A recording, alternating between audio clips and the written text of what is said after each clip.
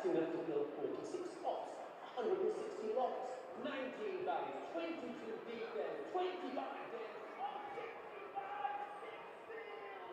That's a lot of torque stands being under their limits. All good bookmakers have deposit limits, so whoever you bet with, set an appropriate one and then enjoy yourself. Deposit limits. That's betting better.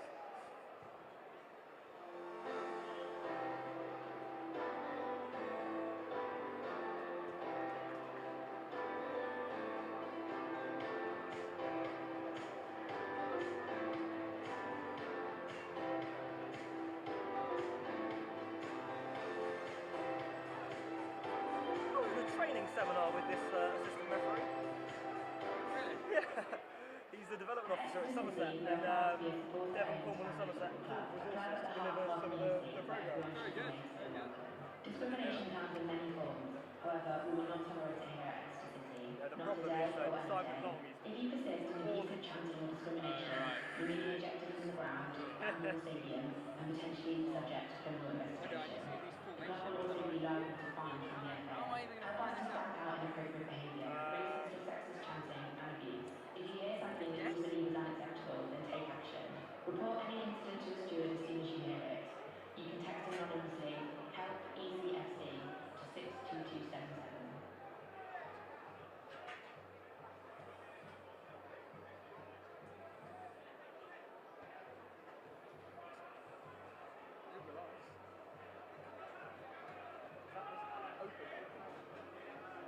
Anyone? Yeah. Perfect. I'm going to give it to my dad.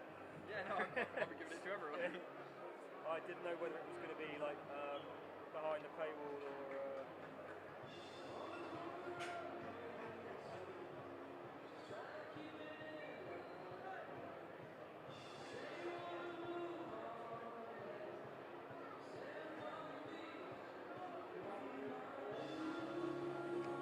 Swan, the fourth official, will be starting his first season on the National League North-South contributory panel this season.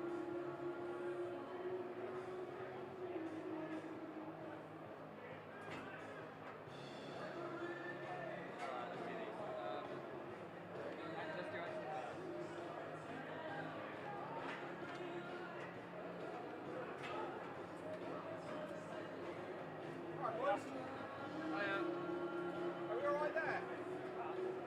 Yeah, I think so, yeah. Who's the camera, do you know? That's one of the fixed ones for the YouTube feed at the moment. YouTube feed.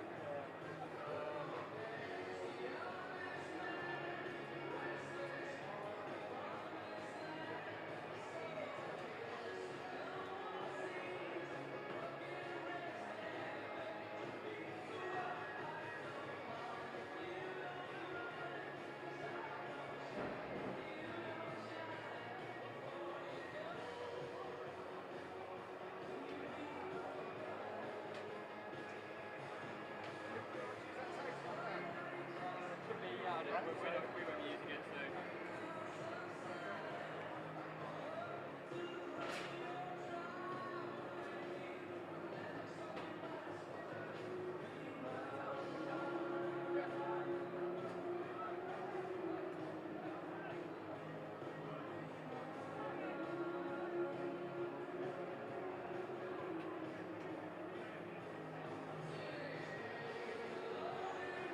Alright, this one was easy. Yeah, I would assume you know roughly what formation the That was incredible. Exeter boys are going to be playing at. This one, more difficult. Well, good job you've got the analyst right next to you about a Coventry formation. I'm assuming 3-5-2. Yeah, well, they've got Sims and John up top. Let's start that.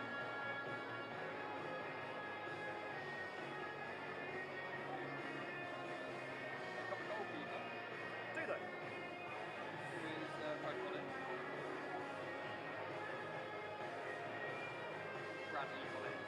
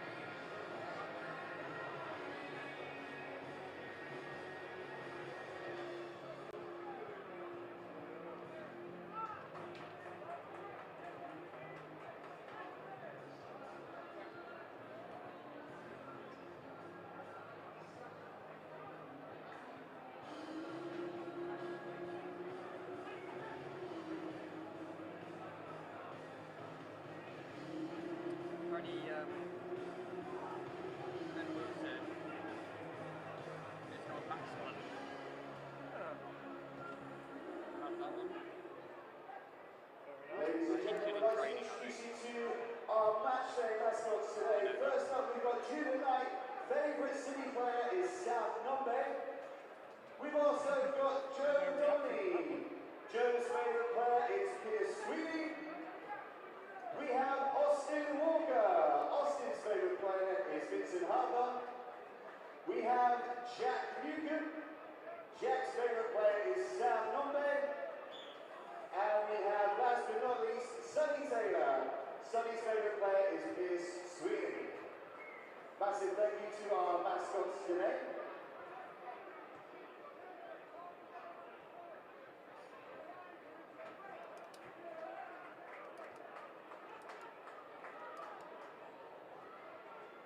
A reminder that all fans who are sitting in the Nevada construction main stand, that you can pop back out into the fan zone at half time, where all facilities will be available to you.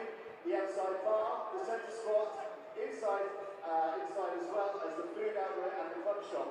Just head through the central door between the old dugouts and use the family zone and the junior Grecians lounge. Just to the left as you head out, and we have a food point there available for you at half time as well. This is tricky. Let's try and work it out. So, JD Silver has to be on the left.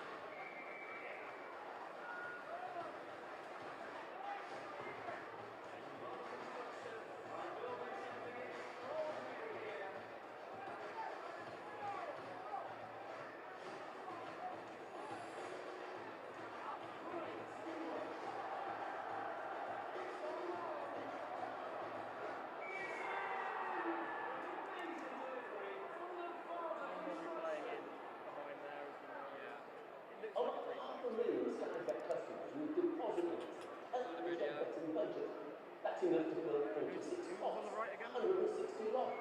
19 bags. I'm going to get his name wrong so often. Sakamoto, there we go. That's a lot of foresigns from the number. All good bookmakers have depositors. So we're in the event, setting up Coventry at 1 and the joints. Deposit limits. That's excellent. Next up.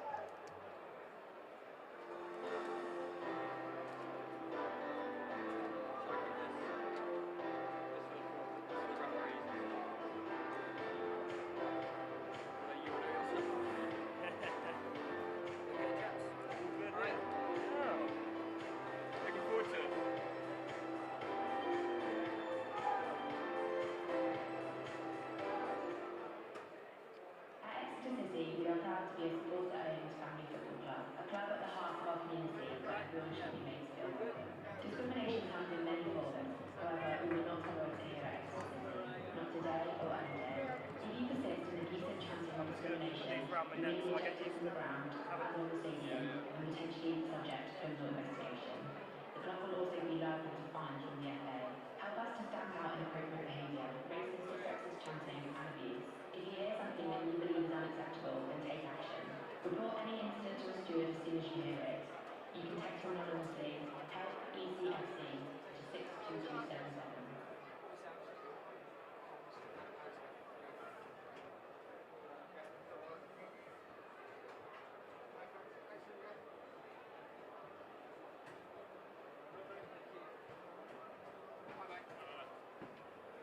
Exeter City Club takes your safety during your visit to St James Park very seriously.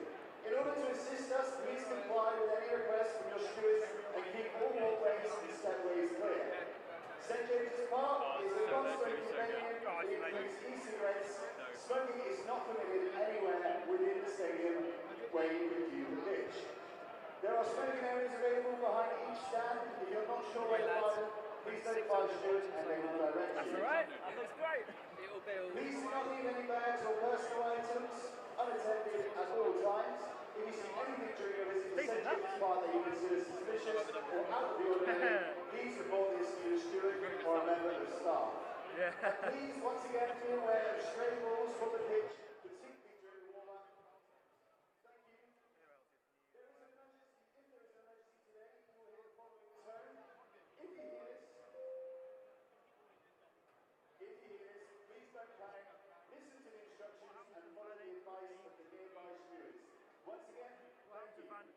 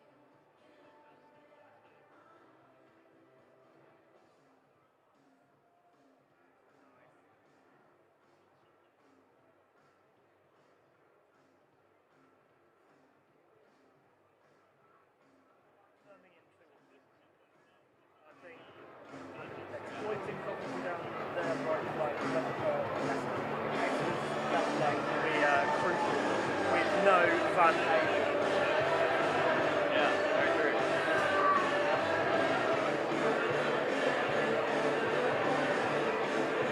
Get Mitchell in behind Sakamoto. Make him defend. Hit him back. Make sure he can't square the ball across to Sims or anyone like that.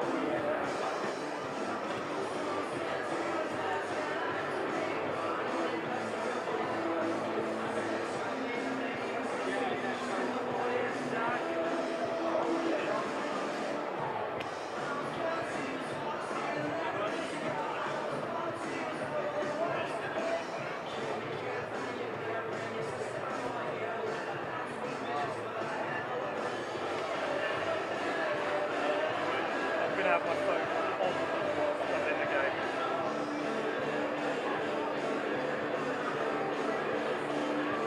Stopwatch.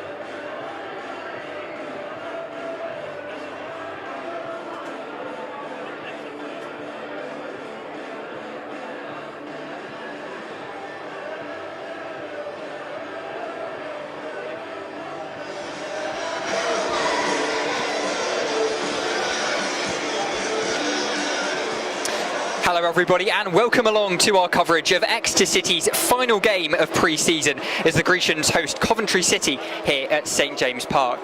My name's Tom Picciolo and today I'll be joined by Rhys Wallace to talk you through today's action. It's been 83 days since Jay Stansfield signed off the 2022-23 season with a wonderful hat-trick against Morecambe. But now, after a lengthy summer break, we're back at SJP as the Grecians prepare for their second season in League One since their promotion. During that summer break, there's been a lot of change around the place. A few new faces have come through the door and a few have said their farewells. Out go Jamal Blackman and Archie Collins. In come Viljami Sinisalo and Tom Carroll. We even said goodbye to Josh Key, who was replaced by Dion Rankin from Chelsea. Other arrivals include the young midfielder Ryan Trevitt from Brentford, set-piece specialist Reece Cole from Havant and Waterlooville, the dynamic Vincent Harper from Eastleigh, and the technical Jack Aitchison from Motherwell. City's pre-season has taken them on a tour of the West Country, venturing as far east as Bristol City and as far west as Mousehole, where the team stopped off for a little bit of surfing. From what I heard, Alex Hartridge was a bit of a natural. 4 victories, 1 stalemate and just 2 defeats make for a positive record, but the learnings from those games are what matter most. Some might say Gary has worked the lads a little bit too hard this pre-season with 6 AM gym sessions and 11-hour training days.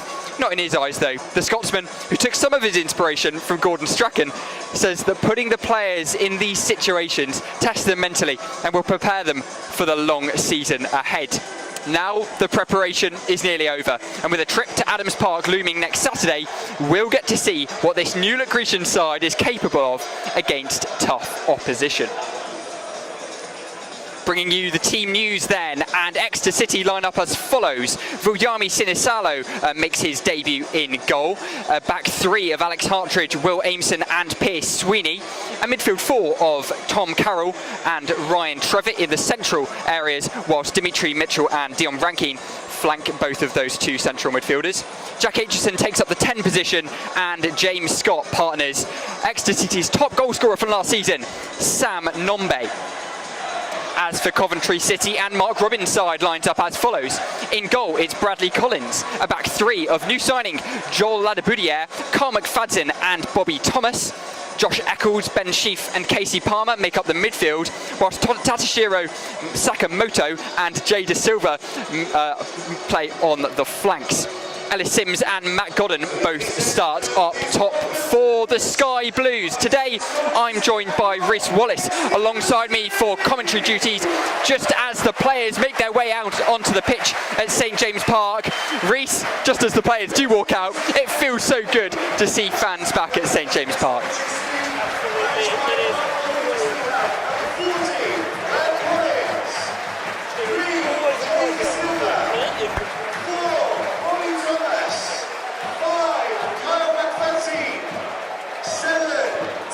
It is always, and we're back here. Sorry, just having a couple of little difficulties with the microphone on that occasion. It's a strong start from me on co-commentary duties here, but it's wonderful to see so many fans back in St James's Park. Over to our right-hand side, that big bank looking well populated. The Stansfield stand, or the Adam Stansfield stand, also having a good showing in terms of turnout. I'm really excited by this match day coming up. It's a real opportunity for Exeter to test themselves up against promotion candidates in the Championship, you have to say. Coventry City having made it all the way to the playoff final last season. Absolutely, Rhys. And, well, on a normal match day, the Big Bank would be a sea of red and white. Today, though, I can see a lot of gorgeous-looking black kits. And that would be, of course, because today the club has launched this season's brand new third kit, sponsored by the Exeter City Supporters Trust. And that's to celebrate 20 years of fan ownership. You know, we're one of the few clubs in the country who can say we own our football club. It's so good to see that sponsor on the front of the shirt, and then also a Big Bank packed full of these new black shirts. Absolutely, it's a lovely looking kit, and it's wonderful to see the Exeter team lining up in it today. It's sort of gradiating down towards a sort of lighter greyish colour at the bottom before it moulds into those delightful looking red with white trim shorts that the Grecians are sporting. And I must say, it comes accompanied with a lovely goalkeeper kit for Sinisalo to wear. There's no missing him. He is in all orange today. Coventry, of course, in their famous sky blue, adorned with some lovely looking white stripes. And of course, with the Exeter team in black, it means the officials have to do some changing as well. They are in day glow yellow, so don't go confusing them for match stewards if you see them around the ground. Absolutely, it looks like Coventry City have won that toss at the start of this game, and it's going to be Casey Palmer who's going to get the action underway just when Lee Swaby blows his whistle. Fans making themselves known, their presence known, certainly. A lot of atmosphere around the ground today for a pre-season friendly. It's great to see over 4,000 fans in here today. We'll give you a confirmation of the actual attendance a bit later in the game, but the referee Lee Swaby is just getting ready, looks at his watch, and he's very nearly ready to get the game underway. Casey Palmer does so, and here we are, kick-off in Exeter City's final pre-season game before their away trip to Wickham next Saturday. Exeter City playing in this gorgeous-looking black kit with the red shorts, and Coventry City, they're all in their sky blue, their traditional sky blue, and they're kicking towards the Big Bank in this first half. Yeah, first touch of the ball here for Bobby Thomas, one of the new arrivals for Coventry as he lumps it upfield. Bit of a coming together between Mitchell and Godden there, just by the halfway line. The throw given by assistant referee Simon Long, who actually, interestingly enough, was the assistant VAR in the FA Cup final most recently between Manchester City and Man United. Alex Hartridge winding himself up to take a throw. Lee Swaby not quite happy with the positioning of it. Some early work for the officials. Can always rely on you for a good refereeing fact, Rhys. Here we are down on the near touchline then. Alex Hartridge throws forward to James Scott. Just tries to keep the ball under his grip, but it's flown into Scott again. It looks like a lot of this early action could come down this near side touchline as we look down Exeter's left. And I think it's going to be a very important matchup between the two number 7s on the field. Tatsuhiro Sakamoto playing what we think is going to be in a quite advanced role on that right wing for Coventry. If Mitchell can get in behind him, then it could be very interesting to see how much pressure gets put on that back three. Absolutely. Tatsuhiro Sakamoto arriving from Ostend in Belgium. More of an attacking wing back, we think. So perhaps an area that Exeter can look to exploit with Dimitri Mitchell down that left flank. Absolutely, although I can tell you for certain that Coventry's first half here has gone slightly better than the start of their first half against MK Dons in their most recent match, where they conceded a penalty after just 30 seconds of play. It's a shocker, Reece. Well, it's always good to have a knowledge of how and when those officials' decisions might occur. As a long ball comes forward, he's offside. Yeah. Very good decision by Simon Long. Yeah, just offside there from Matt Godden. It was a long punt forward from Bradley Collins, but just well, a good back line there from Exeter City. Strong in that line to ensure that Godden was offside. It always looks an ambitious ball over the top anyway. Yeah, absolutely. Godden just making that run a little too early for where Exeter were playing. That rather high line, you must say, if we're looking at the distribution abilities of Coventry's defenders and midfield players. I think we should expect to see that ball attempted to be played over the Exeter back line ever so often. Absolutely. Here's Ryan Trevitt wearing the 8 shirt, more familiarly worn by Archie Collins, who of course has departed for Peterborough United. Ryan Trevitt does take that shirt.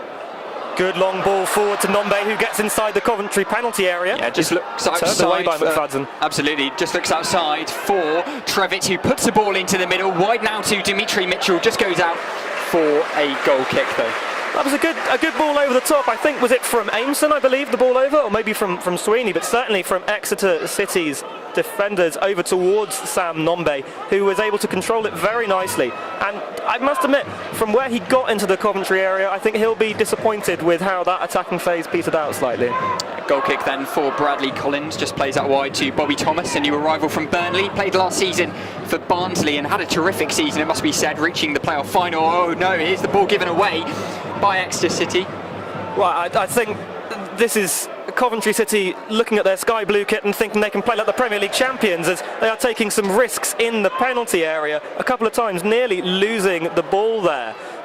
Exeter might be in with a shout here if they can just rob possession, as a coming together between Sakamoto and Godden forces an Exeter throw.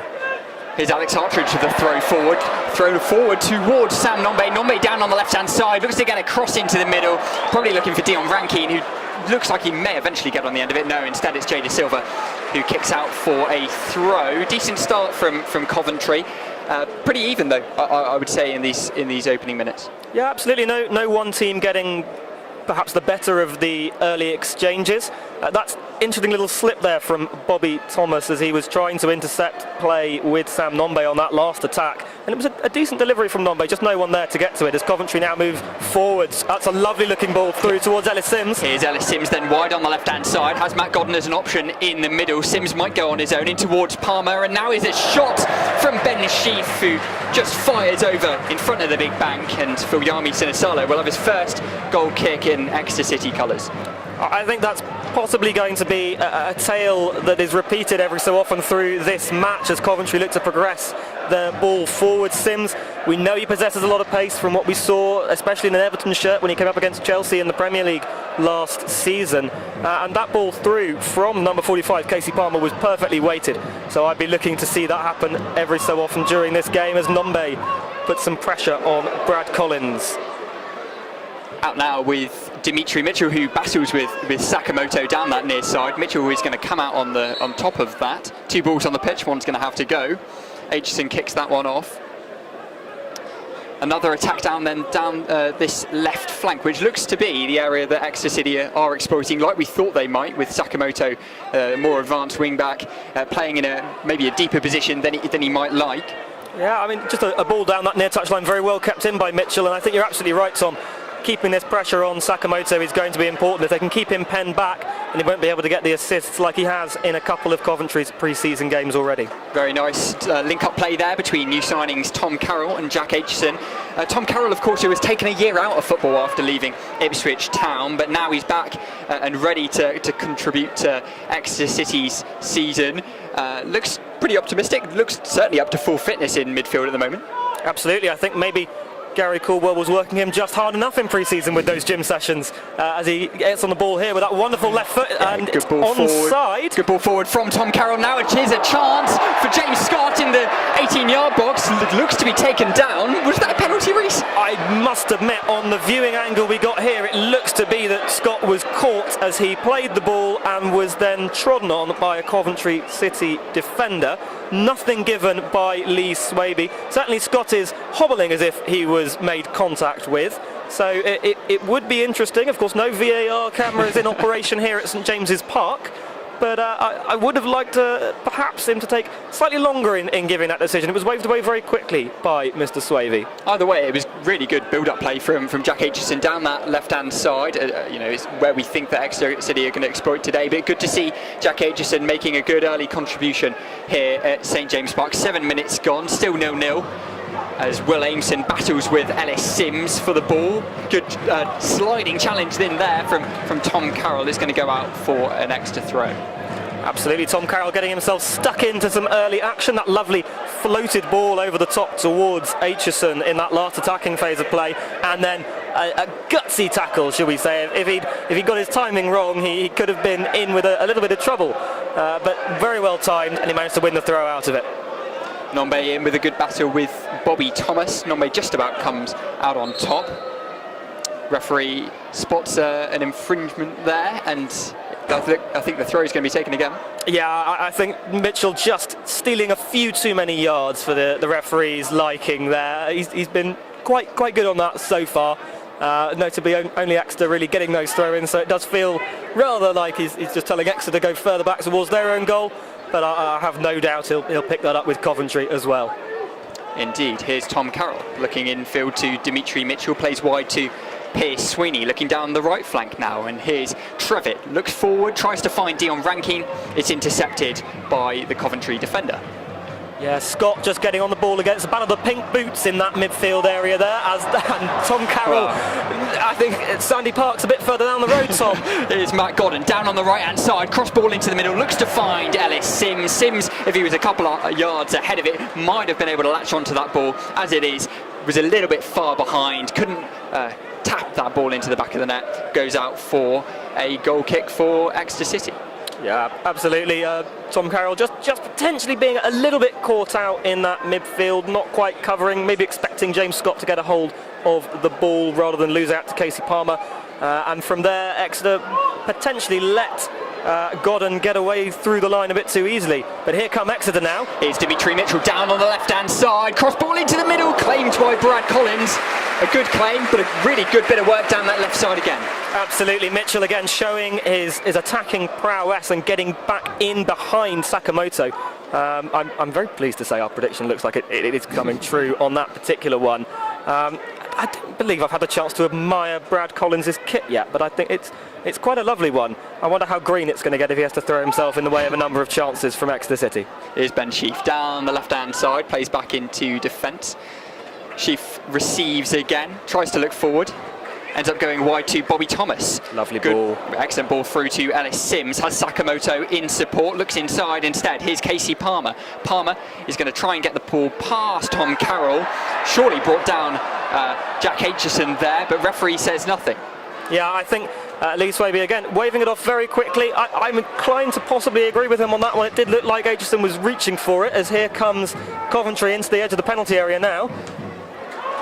An attempted shot easily blocked by Ryan Trevitt, the new signing from Brentford on loan for the season. Brentford B's player of the season last year. Of course, played alongside David Beckham's son, Romeo Beckham, at Brentford. I mean, if he won player of the season, then surely he's better than Becks. Well, but potentially. I mean, I wonder whether this former teammate of Romeo will be having a good old love story with Coventry during his time at the club.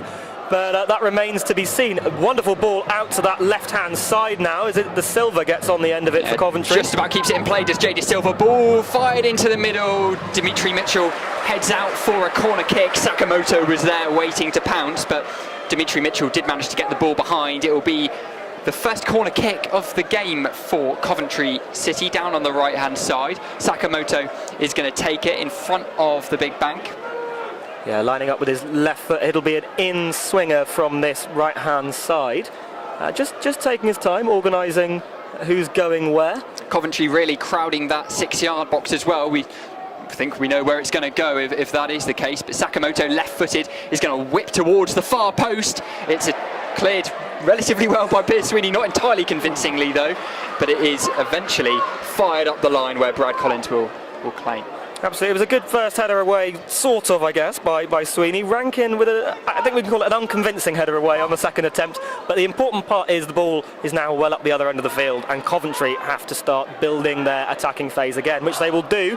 Again, here's the long ball, cut out by Hartridge. Yeah, Sheaf just looks over the top. Alex Hartridge was equal to it. Sakamoto then down on the right-hand side, likes to keep the ball right on the touchline to Sakamoto. Remember, he's left-footed. Dimitri Mitchell, he's going to get past him. Is Sakamoto, ball fired into the middle, and now a chance for Casey Palmer, who shoots with his left boot, and another chance.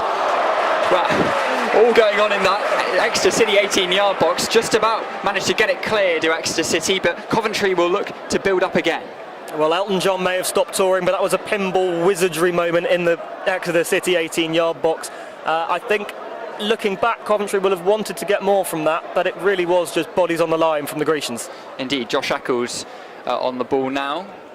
Here's a chance to try and break that Exeter back line, staying strong for the moment. Bobby Thomas playing quite high up on this right-hand side. Right-sided centre-back, of course, but does like to venture forward, a little bit like Piers Sweeney in many ways. Absolutely, as we see play shifted across to the left-hand side again. De Silva back on the ball, but he has strayed too far into Exeter's defensive half and has been caught offside by Simon Long, the official. That's the second time Coventry have been caught behind the lines by the assistant there. Hopefully, from their point of view, they won't be getting too much more of that, but as far as Exeter's backline are concerned, they'll take that all day long. Big bank in full noise as we approach the 15-minute mark here at St James Park. Still 0-0 the scoreline. Viljami Sinisalo with the ball at his feet. He'll look to fire over onto the right-hand side. Keeps it in play. Dion Rankin went up for the header, but couldn't quite manage to flick it towards a teammate. Instead, it goes out for a throw. Absolutely. I think there are going to be quite a few names that we may stumble across, and I'm quite glad that Coventry's number 22, Latibaudière, gave up the ball there to De Silva. That's a much easier one for me to get my tongue and teeth around. But Mitchell... Yeah. Jamaican international is Joel Latibaudière, formerly of Swansea City, made 34 appearances last season. He was actually in the middle of a CONCACAF qualification campaign, I believe, for the Gold Cup. Well, I think I'm much more familiar with Carroll and Trevitt as it comes out to Sweeney now. So perhaps it just rolls off your tongue, Latibaudière, there, doesn't it, Tom? It does. Maybe it's the Italian influence in me. But there we go. Brought down in the middle of the park there is Jack Aitchison by Bobby Thomas. Exeter City will have a free kick which they take quickly. Here's Alex Hartridge venturing further forward than he ever normally does. Cross ball into the middle from Alex Hartridge. Looks for James Scott on that far post. Trevitt would attempt to volley but couldn't quite find the space. Instead it's Matt Godden.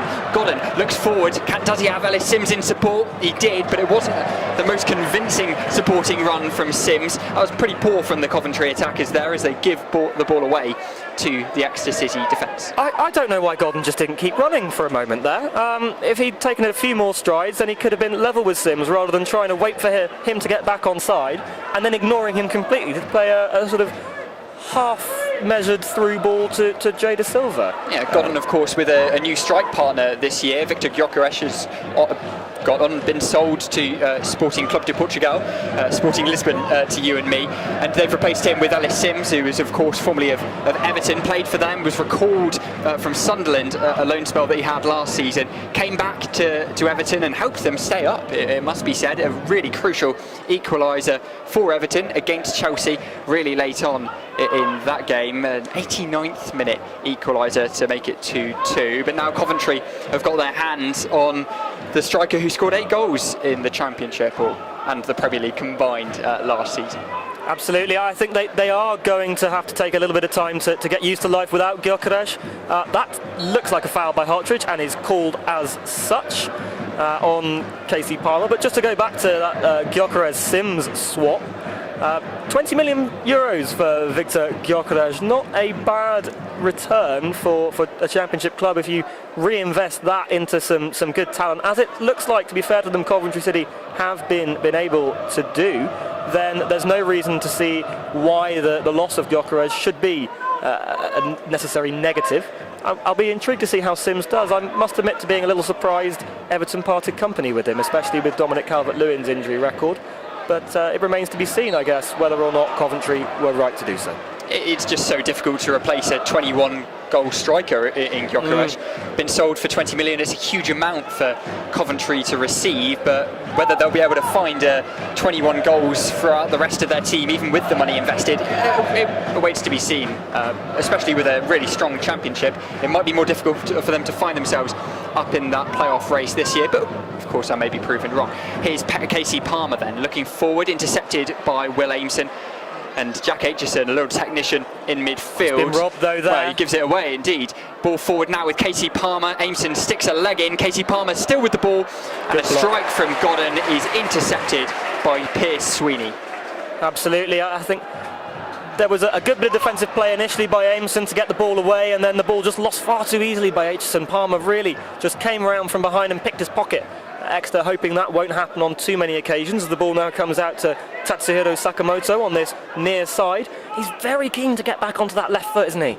He certainly is, and maybe that is a bit of a strength of his. Obviously a very strong left foot. Has he got a weak right foot? Well, I mean, I've not watched enough of him to be fair to say, but he certainly does like that left foot of his. Free kick given away by Exeter City then, just on the edge of the 18-yard box. Looked a bit of a tight one, but probably was a fair decision.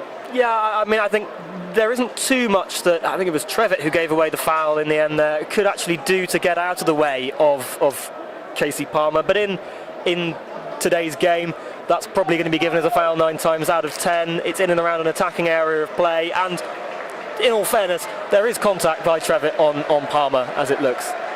Absolutely. And the two players stood over this free kick, 2 in sky blue.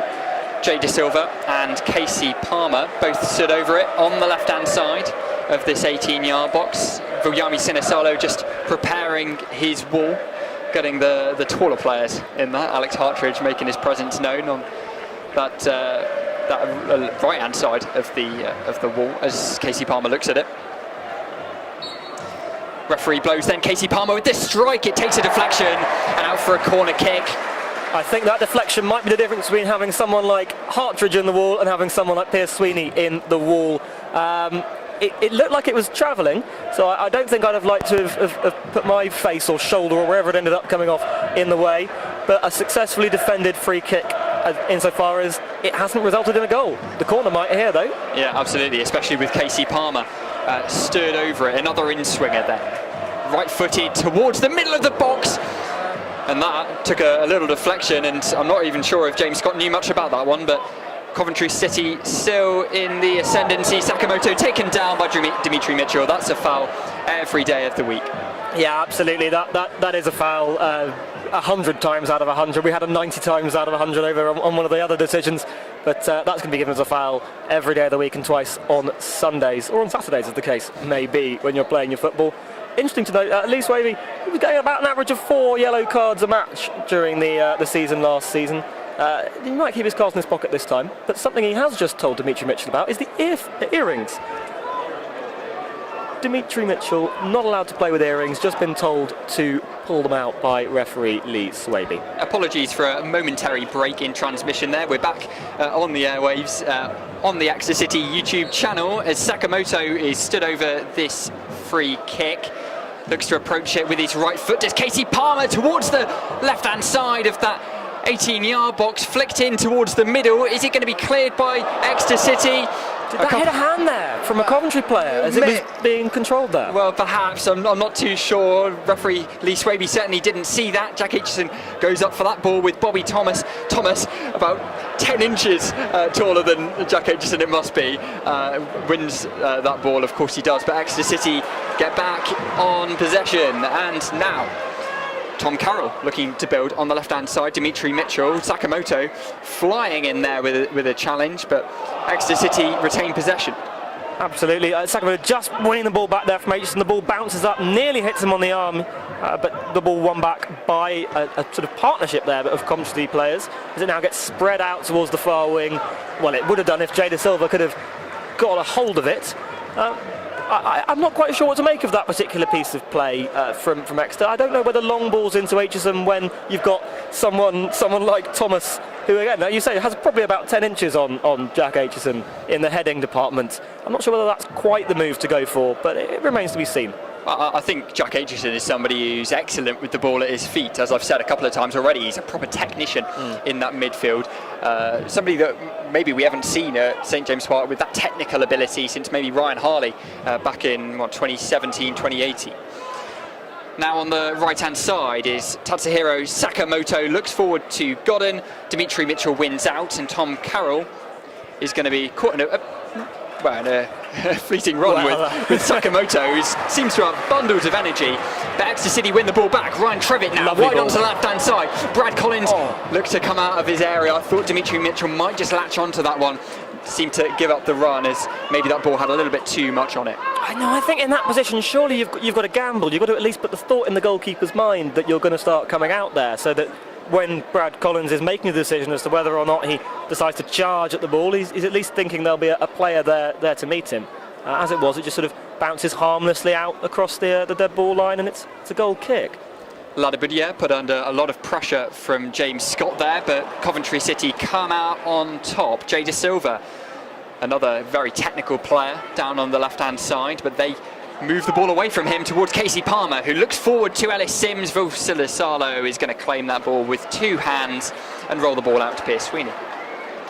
Just a little bit of a shoving match going on between Silasalo and Ellis Sims. That's what the big bank we're getting all excited about. Not too much in it, just I think Silasalo making sure Sims who was there, and vice versa as the ball comes out onto this left-hand side with Carroll, plays it in to Aitchison, who keeps hold of the ball very well, I must say, but not anymore as here come Coventry.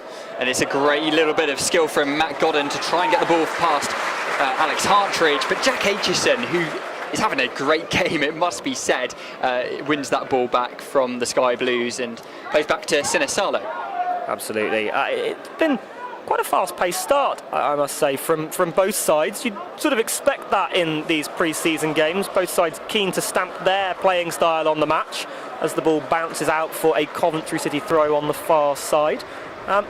It'll be interesting to see how this goes once the game starts to settle down into perhaps more of a pattern and a rhythm, if Coventry can use what they will hope to be their perhaps championship quality versus the League One quality to assert some dominance, or whether Exeter can keep up with what they've been putting onto this game, which is a lot of enthusiasm, some very well-timed balls, and quite a well-structured defensive shape. Absolutely. Here's Pierce Sweeney down on the right-hand side, plays in towards Trevitt. Now Sweeney. Sweeney looks forward, had Dion Rankin as an option, didn't decide to use him. Trevitt looks forward, gets intercepted by Sheaf. City just looking to build from the back here as Jack Aitchison gets onto the ball once again, looks inside to Tom Carroll. Lovely ball. Yeah, lovely little bit of dummying from Tom Carroll. Good dummy from Tom Carroll. Exeter City still with possession. Sweeney forward to Dion Rankine, and this is where Dion Rankine really is excellent. Looking on the right hand side now, tries to get the ball into the middle, and Tom Carroll was there as an option. It's deflected out by Coventry City, and it's Exeter City's first corner kick of the game, I believe. A lovely run there from Rankine down that right hand side, showing off some of his skills as he was able to get past Ladiboudia on that little run into the penalty area. Perhaps a little bit disappointed with his effort on the cross, but when you've got someone like Bobby Thomas there who can just stand still and head the ball when it's 10 feet up in the sky, perhaps you need to go a little bit higher in the flight. Mitchell then with the corner kick in front of the Stansfield stand, wide towards James Scott. Scott touches it down. Here's Jack Aitchison with the strike, with the volley. It's straight into the legs of Bradley Collins though. Good work from Jack Aitchison. Nice ball from on that right hand side from Mitchell, and overall a good little bit of play there, positive from Exeter City. Sort of a very well worked corner routine, hit it all the way over towards Scott at the back post, nod it down. I think the only thing that went wrong was a bit of miscommunication between Scott and Aitchison as to who was actually going to hit it. Now Casey Palmer looks forward to Matt Godden. Is that going to stay in play? It looks like it might well do. Dion Rankine isn't back. Pierce Sweeney's going to have to venture forward. Ball into the middle now with Sheaf. Sheaf strikes. Well saved by Vil Sinisalo. Sweeney calls for offside. I'm not sure if it was. I think if anything, Exeter City were caught out on that right hand side there. Yeah, Sweeney making his protestations towards Simon Long of Cornwall FA about that particular decision, but he points back at Will Aimson to say, no, it was actually your skipper who was too far back. Obviously, haven't had a chance to have a second look at it, neither did the officials, but I think we'll have to go with the man who was right in line. Back with Will Aimson. Aimson put under a little bit of pressure from Matt Godden. Finds the run of Ryan Trevitt, who plays back towards Pierce Sweeney, and another chance to build from deep towards Rankine now. Rankine into Trevitt. Looks forward. Rankine was never going to be there. Ball out for a Coventry throw. Yeah, that was just perhaps a little bit of a forced move from Exeter. I think it was working quite nicely once Aimson had got out of that little bit of a hole he dug himself into in that sort of left back position as the ball came all the way across to Sweeney. As soon as it went through in towards Trevitt and they were starting to up the gears in midfield, it just looked a little bit rushed on that particular attacking move. But to be fair, that's the first time it's looked particularly rushed from Exeter, so if they can keep taking their time, keep getting some work on their build-up play, then I think chances will be coming the way of the Grecians. Here now is Tom Carroll, who gives the ball away to Coventry. Tom Carroll tries his best to win that ball back, doesn't quite manage to do so. Aitchison is going to have to take on that task himself, had Mitchell in support, and together they managed to do it, but with the sacrifice of a Coventry City throw right in front of the gantry here at St James Park. Absolutely, it's almost like Gary Caldwell sort of standing over Sakamoto's shoulder. It's so close to the Exeter benches as the ball goes backwards towards the Coventry centre back, the new arrival Bobby Thomas, who's seen his fair share of the ball today, it has to be said, and he stood up to the task. Yeah, a real presence in that Coventry City back line, it must be said. Now ball over to Sakamoto, down on the right hand side, looks forward and looks for a ball into the middle. Very heavily dominant on that left foot, as Reece, you mentioned earlier in this game. Now Thomas with a simple pass forward, probably shouldn't have got to where it did, but it did. And now Mitchell with a chance to build the ball back from deep, start a counter-attack, probably too slow to do that. Good commitment from Mitchell as Hartridge almost plays himself under pressure there, but the ball now back up with Coventry's goalkeeper. I think Mitchell showing some really good commitment in that tackle on Sakamoto, and hopefully that's something we can continue to see from not just Mitchell but from the rest of the Exeter lineup over the course of this game. And I think that's one of the things you have to look for when you're playing against what should be on paper higher quality opposition, and in pre-season games it's who's out there absolutely giving their all on the pitch, and with that tackle Mitchell shows that for me. That was an excellent ball forward from Bobby Thomas just a second ago. It's forged a promising Coventry City attack now, but well, Exeter City have numbers back. Will Aimson in that back line is going to punt forward just into the Exeter City technical area, and Coventry will have yet another throw down on this near side. I think Will Aitchison might have just lost a little jovial bet between teammates as he was nutmegged on that through ball. But Coventry not going anywhere from it, so no harm, no foul in that regard, as they might get something here though with Palmer running through. Here's Ellis Sims receiving the ball from Casey Palmer. Sims looked to try and get the ball back on his right foot, but Piers Sweeney was equal to whatever Ellis Sims was trying to do there, puts the ball out for a throw-in, and Coventry City will have another chance to attack down on their left-hand side. I was just wondering why Ellis Sims had been able to be let go by Everton. I think that sort of touch and push into the box might just show it, but good defensive work from Sweeney to get back as Coventry recycle the ball. Or can they? Does Scott get there first? No, foul given by the official, and still De Silva. Good little bit of work there by Jay De Silva, who just managed to get the ball past a couple of Exeter City players. Played back into the defensive line where Bobby Thomas, who seems to be their focal point of starting attacks, is going to look wide again and receive the ball once more. Absolutely. I think Scott's starting to get a little bit frustrated with Lee Swaby, the man in the middle, but on that one it looked like he probably gave the correct decision, as Exeter nearly played themselves into trouble again, it has to be said. But I suppose the key word in that sentence is nearly, as Trevitt now can start thinking about a ball forwards to Nombe. Here is Nombe then. Sam Nombe, who despite a few rumours is certainly playing for Exeter City in this game and looks to be for the near future as well. James Scott is going to attempt to put a bit of pressure on Ben Sheaf. Eventually it looked like Sheaf was going to get away from it. Scott just grabbed his shoulders and gave away a free kick, which Coventry City take quickly, played down the left hand side towards Jay De Silva, but ball out for a throw.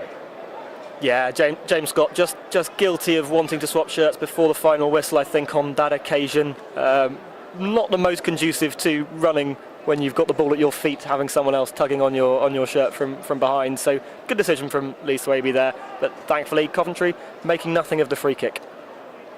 Dion Rankin just taking his time with the throw down the right hand side. Rankin, who of course arrived from Chelsea on loan, a bit of a coup really to get a hold of a player on loan from Chelsea. Doesn't always happen. Apparently a very difficult club to secure loanees from, but Chelsea were very willing to give Rankin to Gary Caldwell and let him play the season for Exeter City. Ball out now for an Exeter City throw, which Dimitri Mitchell will throw backwards towards Alex Hartridge.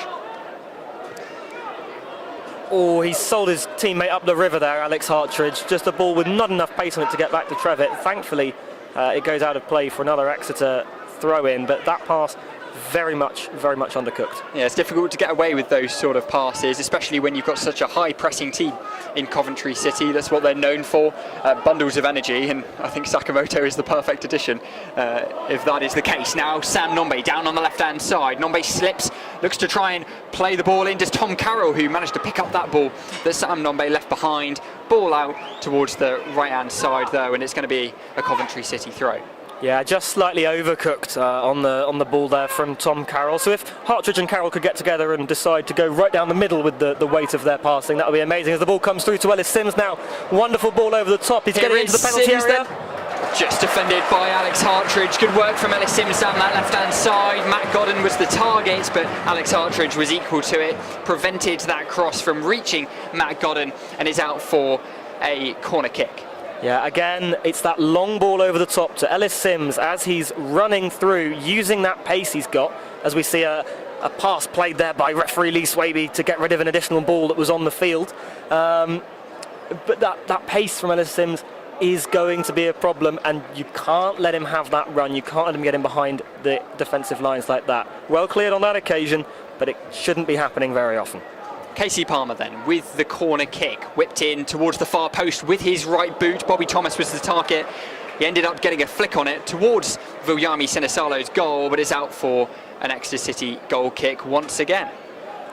Not the best corner there from Coventry or from Palmer, really. You can see what he's trying to do, and when you've got someone with that height, you're always going to be looking to sort of find them from set pieces in and around the attacking areas. But just plain and simple, too much on it. If it goes over the top of James Scott's head at the back post, it's probably not going to be usable for anyone even further behind him.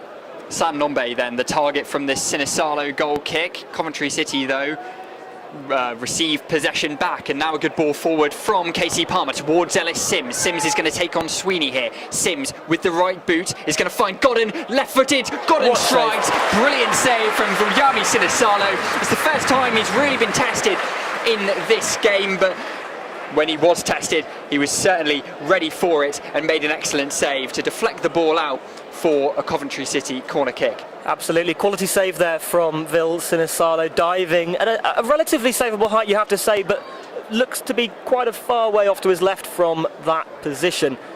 Strong hands, parried around for a corner, does his job. Here's Sakamoto then, down on the right-hand side for Coventry City, the near touchline. Sakamoto left-footed, again towards that far post. It's claimed by Sinisalo quite easily. Poor corner from Sakamoto. And Coventry are now going to have to get back. Exeter City will look to spark an attack. Yeah, and they'll try and do that with Carroll, and now Trevitt as it comes towards the halfway line. There aren't too many options in advanced positions. It has to go back to Carroll, and I think it might just be a situation of recycling here for Exeter. Coventry have got their men back behind the ball nice and swiftly from that corner. Just something I wanted to pick up on from that initial phase of play that led to the corner. It was Godden, I believe, who looked like he was blocked in the lead up to it. Spent the next 20 seconds remonstrating with Lee Swaby for not giving that decision. If he kept running and got into the box, he would have been in a wonderful position for Ellis Sims to square it back to, as Lee Swaby goes on and plays another good advantage here, so Exeter can start moving forward. Here's Tom Carroll then, in midfield, looks wide to Alex Hartridge. Dimitri Mitchell was the recipient, but Alex Hartridge, a little bit optimistic, tried to play that ball a little bit too quickly. The ball was ahead of him anyway. Bit of a breakdown in communications there as Exeter City's counter-attack ends up with a Coventry throw. Yeah, I think Alex Hartridge's mind still on those beaches and waves from surfing on that pre-season expedition. Dimitri Mitchell was not making that run, and just a miscommunication between the two players down this left-hand side. Bobby Thomas then, he's got a long throw in him, looks forward for Ellis Sims, flicks on, aims an equal to it. Now Rankine, back in midfield now. Rankine, forward from Alex Hartridge. Now Jack Aitchison tries to grapple onto the ball, given away though to Coventry City while the ball was in the air. Casey Palmer looks forward to Sims. Ball chopping and changing in terms of possession at the moment. Exeter City are going to look for a sustained period. Tom Carroll taken down off the ball, and now Exeter City will have a chance to calm things down a little bit and take their free kick, which they've just won. Yeah, clear foul on Carroll there by, I think it was Sheaf in the end, who just came through and studs right onto the top of his foot. Looked like it could have been a painful one, but he seems to be up and about. No problem now, the new signing for Exeter City. I think realistically, Casey Palmer's being given too much freedom in the midfield here at the moment. Exeter just not doing a good enough job of closing him down when he gets on the ball. And he is starting a lot of these attacks for Coventry. He's been the one playing that ball over the top to Ellis Sims. So that should probably be a focus as we head towards, there's about 7 minutes to go until the first half elapses. Here's Alex Hartridge then, looking to build an attack from deep. Dimitri Mitchell just about latches onto it, surely taken down there by Carl McFadden. Nothing given by the referee. I think he's got that one wrong. I think Carl McFadden might be a little bit too excited that WWE is bringing some events to the United Kingdom, because he did really go in a little bit too high with an arm there, and then potentially even with some foot-on-foot clipping, but nothing given by the referee. And then as Godden gets himself engaged with play, he is signalled for offside by assistant referee Simon Long, which is sometimes frustrating for officials, seeing things that they know is about to be given, not given until they affect play. It does become sometimes rather frustrating, as Lee Swaby has to come over and have a chat to Gary Caldwell, just reminding him that even though it is a friendly, it could very well be that he has to calm himself down slightly before having to do some paperwork by the official there. Like Caldwell and he does get some paperwork. He gets his yellow card, and the crowd think that isn't a very friendly way to spend a friendly. I don't know, really. It's not often that you see a manager get a yellow card in a friendly match, but Gary Caldwell has just received that yellow book in there. But that's what it is. But what I will say is that Coventry have been caught offside quite a few times. Exeter City have held quite a strong line early in this first half. It's probably something that Exeter City are going to pride themselves on from this first half, that they've managed to frustrate Coventry City in that way. Absolutely. I think holding the build-up play in midfield, maybe this is why Palmer gets so much time on the ball in midfield. They're making him delay the pass, and in that way the strikers who were expecting it a little bit earlier, they're being forced offside. So perhaps that is a side effect of this tactic that Exeter are playing, but certainly within their offside methods, they do seem to be catching Coventry out, certainly more times than Exeter have been caught out, so it looks like it's working so far. Bobby Thomas then looked to get up highest and head the ball on. Free kick given to Coventry City for a foul. Yeah, Aitchison just late there on, I can't remember whether it was Sheaf or Thomas who he fouled. It certainly wasn't there, but I think with a short free kick, there's a little bit more leniency from the officials, but certainly a foul by Aitchison. 40 minutes gone now at St James Park. 0-0, still the scoreline, as Josh Eccles just looks to try and move the ball forward. Now wide on the left-hand side with Jada Silva. Ellis Sims receives the ball in the sort of 10 position before Eccles gets back on the ball. Looks for a long ball forward to Sakamoto. Well, Dimitri Mitchell, well defended there by the left wing-back, Exeter City's left wing-back, who dealt with that very well indeed, with Sakamoto all over him. Yeah, very well defended there from Mitchell, just to bring it down and get it away, as there is a foul signalled by the assistant referee on the far side. Very well done there by Matt Eva, who is actually the referee development officer from Somerset FA. I've been on a couple of Zoom calls with him of late, but he's just signalling there that Sam Nombe being pulled there by, was it Ladibodier or perhaps McFadden in the middle? I think it was McFadden, Correct call and good communication between the two officials there to make sure that the correct decision is given, because otherwise you suggest that Nombe might have had a chance to get through onto that ball from Dion Rankin. Yeah, absolutely. I think good bit of communication from the officials there. Ryan Trevitt then is going to have a chance to fire this ball forward into the 18-yard box. Quite a high line played here by Coventry. Trevitt is going to fire ball forward into Pierce Sweeney, who had all the space that he needed. He headed the ball over the crossbar by quite some distance, it must be said. But Pierce Sweeney with probably Exeter City's best chance of the game. I apologies for slightly chuckling my way through that one. Not at Pierce Sweeney's misfortune, but at the assistant on that far side, Mr. Eva from Somerset, who, in signalling for what we think now, given the positioning of where this is being taken, was an offside offence against Pierce Sweeney. He tossed his flag up into the air, lost his grip on it, rather like one of those NFL officials across the pond, much to the delight of spectators within the sight lines of it. Well, there we go. I didn't see the flag being put up because it wasn't in his hand, Reese. Instead, it was high up in the air, and, well, Pierce Sweeney would have been offside for that chance. He looked like he had got an extra couple of yards, it must be said, but still, Exeter City's best chance of the game, despite it being offside. Sakamoto then, down on the left-hand side, plays back towards Bobby Thomas as we edge towards half-time here at St James Park. Still 0-0 the scoreline. Bradley Collins with the ball at his feet, just taking his time looking forward. I must say, two very well structured sides, not necessarily a whole load of fluidity out of possession, but Exeter City win the ball. James Scott from distance after Bradley Collins gave the ball away. It was an ambitious effort from James Scott, but he kind of had to do it. A bit of a mix-up at the back for Coventry City. They're lucky to get away with it. Well, I think James Scott's going to be absolutely kicking himself that it isn't 1-0 to the home side. Collins well out of his goal, messes up his pass, and he's got to be hitting the target from there, realistically, with an open goal. Well, it's quite some distance, it must be said, Reese. Well, what is it, 30 or so yards? Well, do that sort of thing in training for fun. Perhaps. Not me, certainly, though. That's why I'm up here in the gantry and the players are down there. Indeed. Bobby Thomas looks forward to Casey Palmer, who seems to be at the focal point of their attacks at the moment. Ellis Sims is the intended recipient from a ball from Eccles. Ball out then for a Coventry City corner kick, which Sakamoto will take again with his left foot. Yeah, well intercepted there by the Exeter captain, Aimson. It was looking dangerous. I must admit, I thought the ball was going to drop over his head towards where Ellis Sims was, and then I wouldn't have liked to have been Sinisalo on that particular occasion if it had got through to him. As it was, well cut out, and it's now a corner.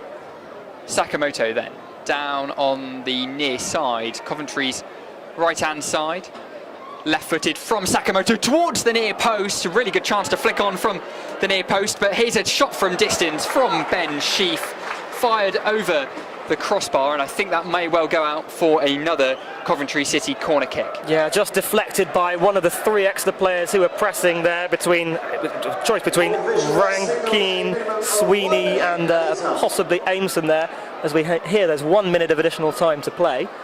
Maybe a different tactic from this corner now, as Palmer's over it rather than their new signing on the wing. Looks like it. Sakamoto was just taken a few yards aside, and now a chance for Coventry City to pounce on a loose ball. They didn't manage to do it. Casey Palmer's corner not too much better than Sakamoto's, it must be said, but Exeter City do manage to clear their lines, and the ball is now out for a throw-in for the Grecians.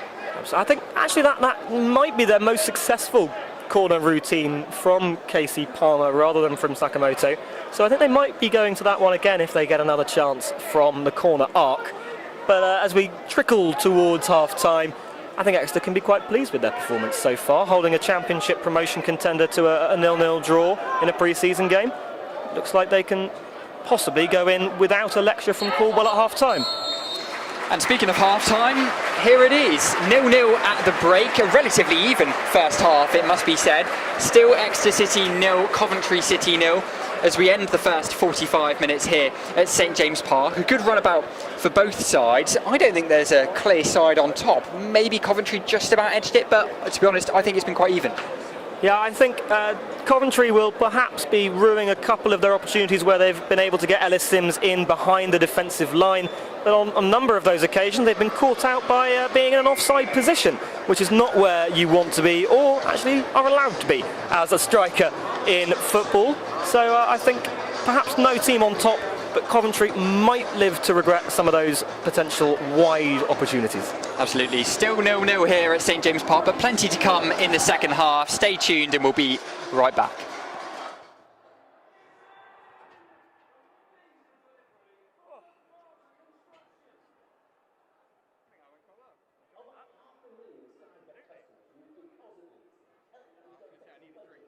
That's enough to fill 46 spots, 160 lots, 19 valleys, 22 deep dens, 20 wide dens, or 65, 60.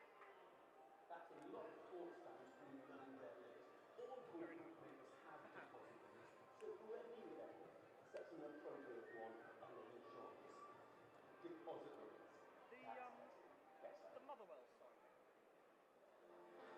his name was.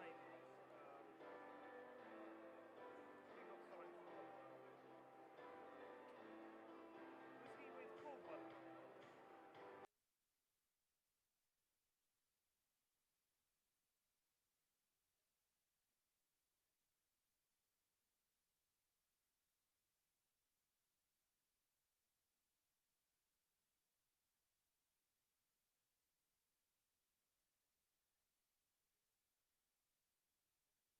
Discrimination can be meaningful. However, we will not tolerate it here at Exeter City. Not today or any day. If you persist in abusive chanting or discrimination, you may be ejected from the ground, banned in the stadium, and potentially subject to criminal investigation. The club will also be liable to fines from the FA. Help us to stand up and protest racist or sexist chanting and abuse. If you hear something that you believe is unacceptable, then take action. Report any incident to a steward as soon as you hear it. You can text anonymously, help ECFC to 62277. How do you think it's gone so far? Yeah, it's going really well. Thank you. Okay, it's now time to draw the winner of our 50-50. Tonight's winner was chosen by Gary Woods out of the raffle, and the winning number is 118609. That's 118609, and the winning prize today is £335. That number again, 118609. If you are the winner, please contact the ministry. We'll bring him over here beside the dugout to collect your money.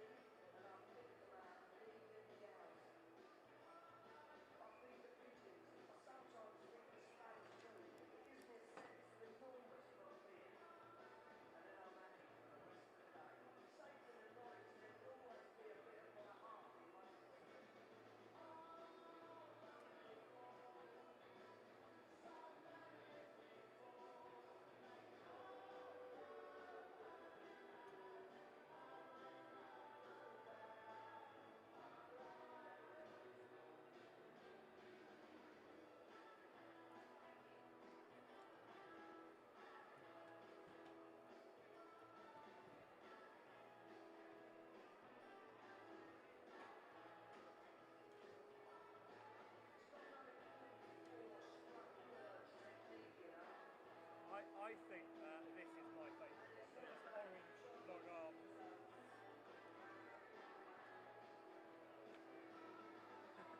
Last season, Stan made runs up to 2-3. This season, Carroll's making passes.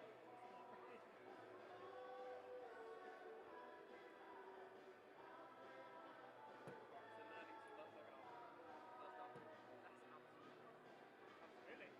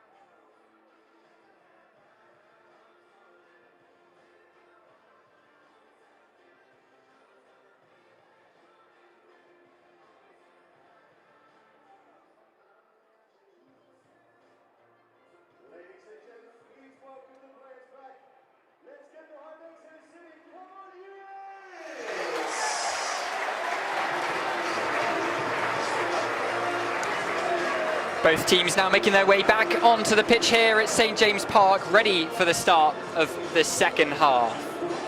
Absolutely, welcome back to the coverage. Live from St James's Park.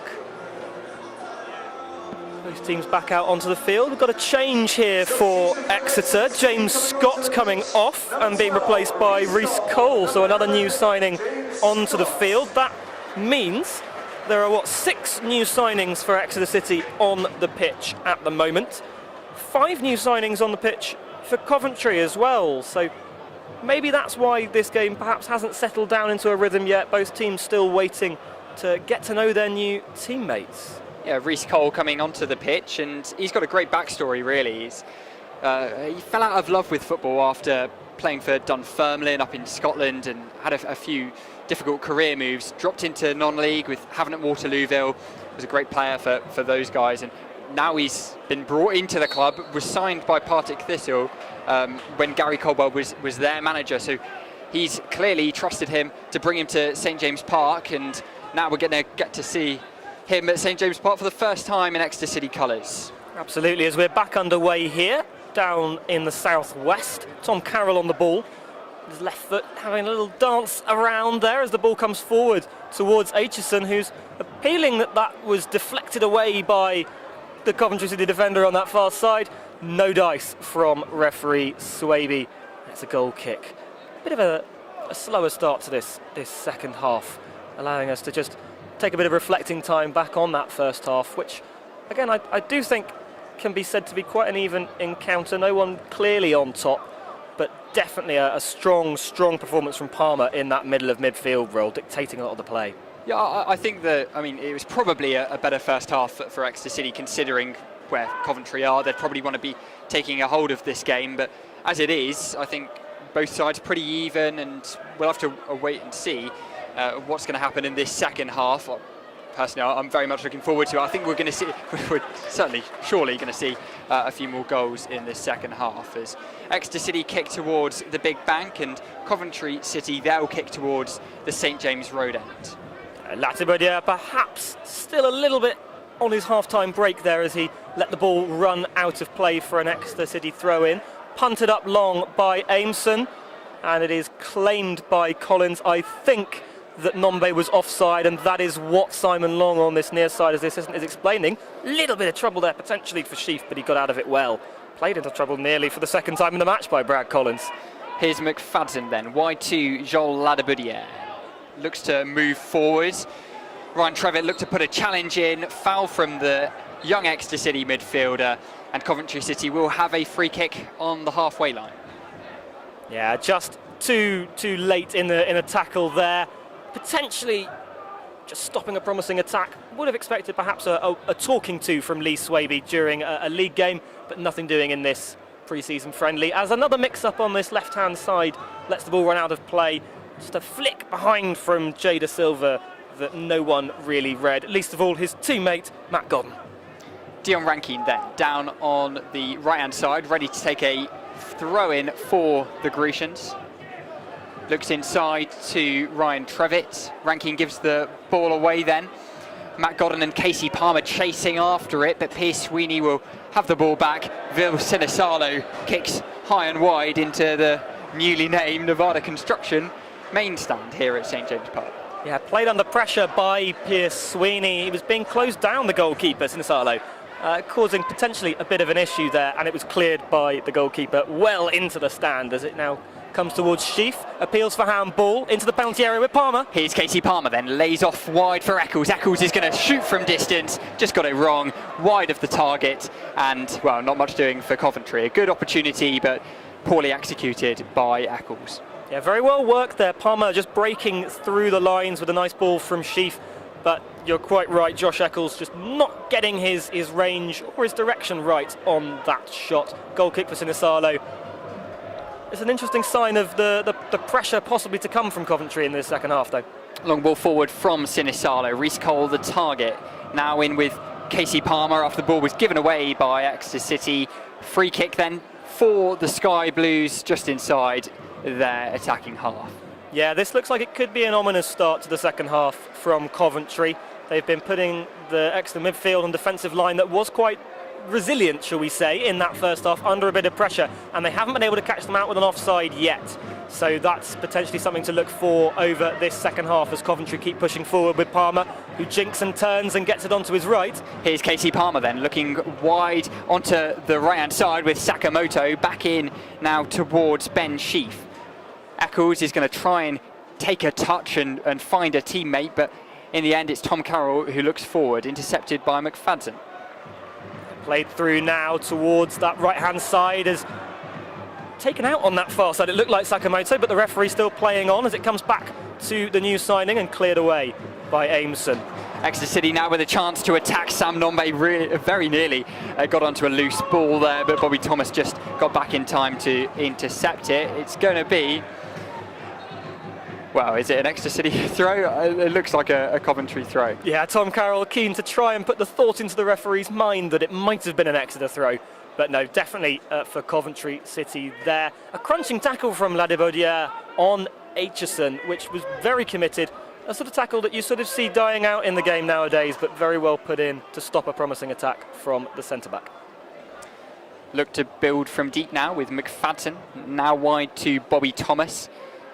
In towards Sakamoto is, well, certainly supporting on that right-hand side. Bobby Thomas takes down Ryan Trevitt off the ball. Exeter City back on the ball though. Here's Carroll now onto that left foot, lovely ball. He's been playing that sort of ball all day. And here is Dion Rankin in a foot race with Bradley Collins. Collins just about gets out on top. Rhys Cole is eager to take this throw in quickly. Now wide to Rankin. Cole back in possession. An excellent cross into the middle with Stan Nombe, who attacks it. And just wide of the target. That is an excellent piece of play from Rhys Cole. Certainly a set piece specialist. Looks like he can put a cross into the middle as well. Sam Nombe so close with the header. He can certainly put a cross in. That was a wonderfully floated ball from Cole, and Nombe rising highest to just put it wide of the post. Some good quick thinking by Cole as well, with that throw-in taken to Rankin nice and early. Some teams would have waited to set up a bit more, but maybe Cole just seeing the Coventry defence slightly out of shape. But Collins did well in the initial phase to read the play and put it out for that throw. Absolutely, Bradley Collins in goal today, replacing, I suppose, Ben Wilson, who got an injury in training. And, well, he's looking a little bit iffy, it must be said, but still the clean sheet in his hands. Now Rhys Cole down on the right-hand side, tries to fire in a ball, well defended by McFadden. And now out for another Exeter City throw-in, this time to be taken by Pierce Sweeney. Back to Rhys Cole. Sweeney, did he keep that ball in play? That certainly didn't. It's going to be an Exeter City throw-in down on the near side. Some good close control there from Sweeney, and a nice bit of flair with the back heel that just comes off Josh Da Silva. Still in a nice enclosed position. Coventry won't mind it if it stays out here, but it hasn't as Rankin comes through, plays a lovely ball. And now here's Jack Aitchison, who just about latches onto that ball, tried to put a ball into the middle. Here is Sweeney with a cross, claimed by Bradley Collins, and well claimed as well. Fired out now to Ellis Sims, and Coventry looking to start a counter-attack. Didn't quite work out for them though, the ball's back with Sinisalo.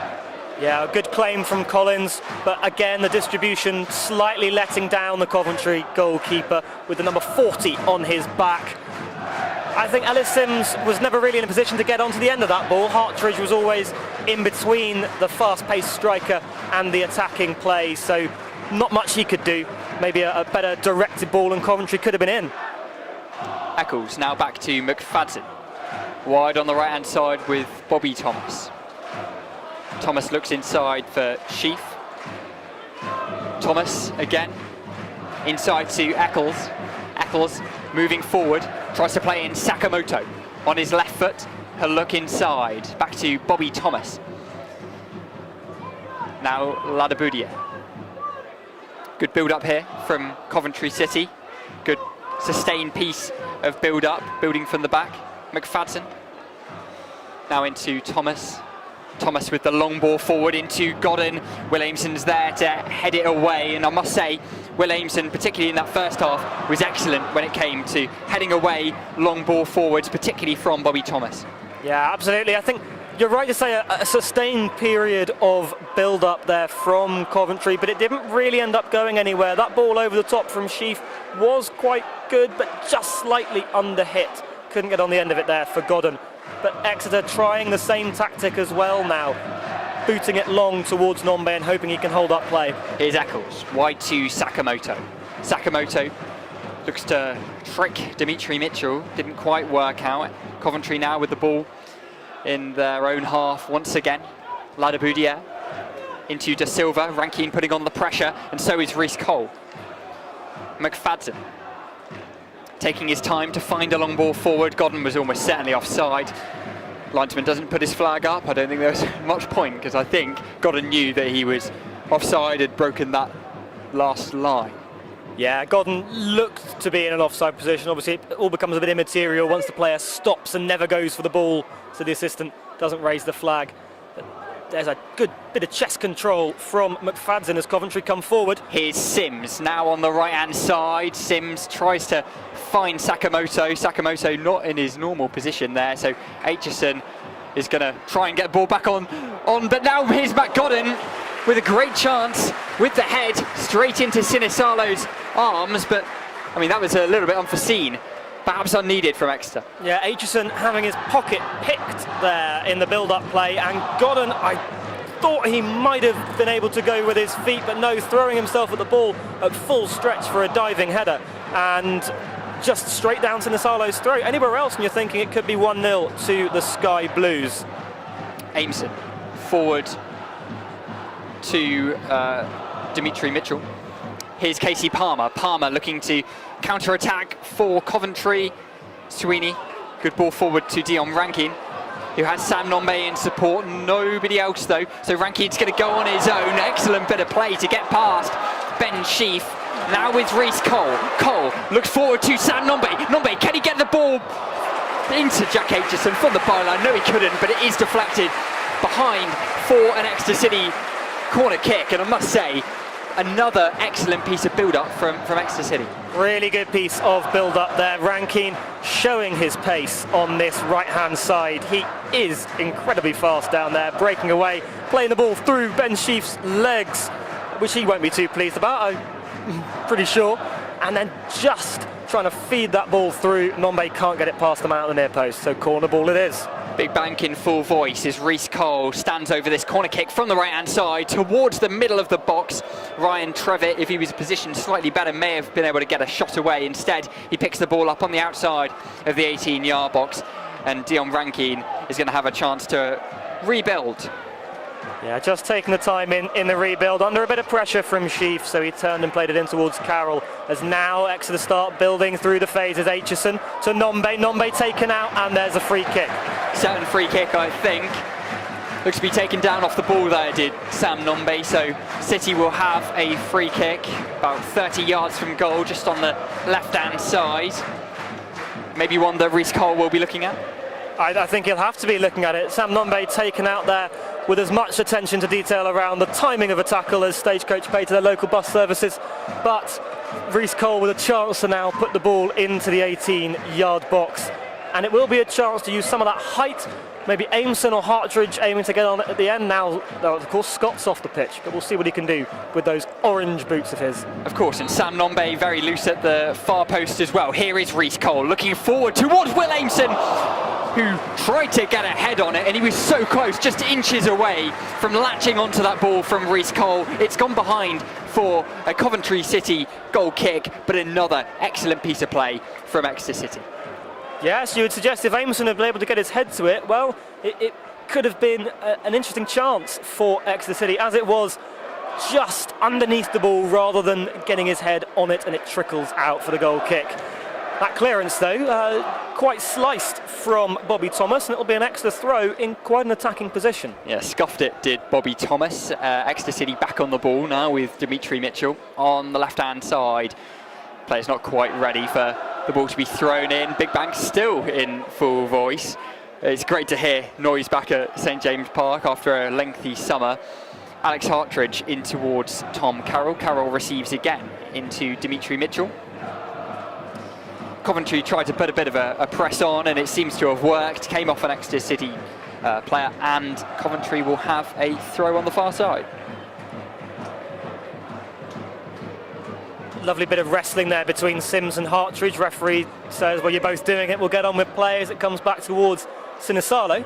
Sinisalo looks forward to Ryan Trevitt. Trevitt out to Piers Sweeney.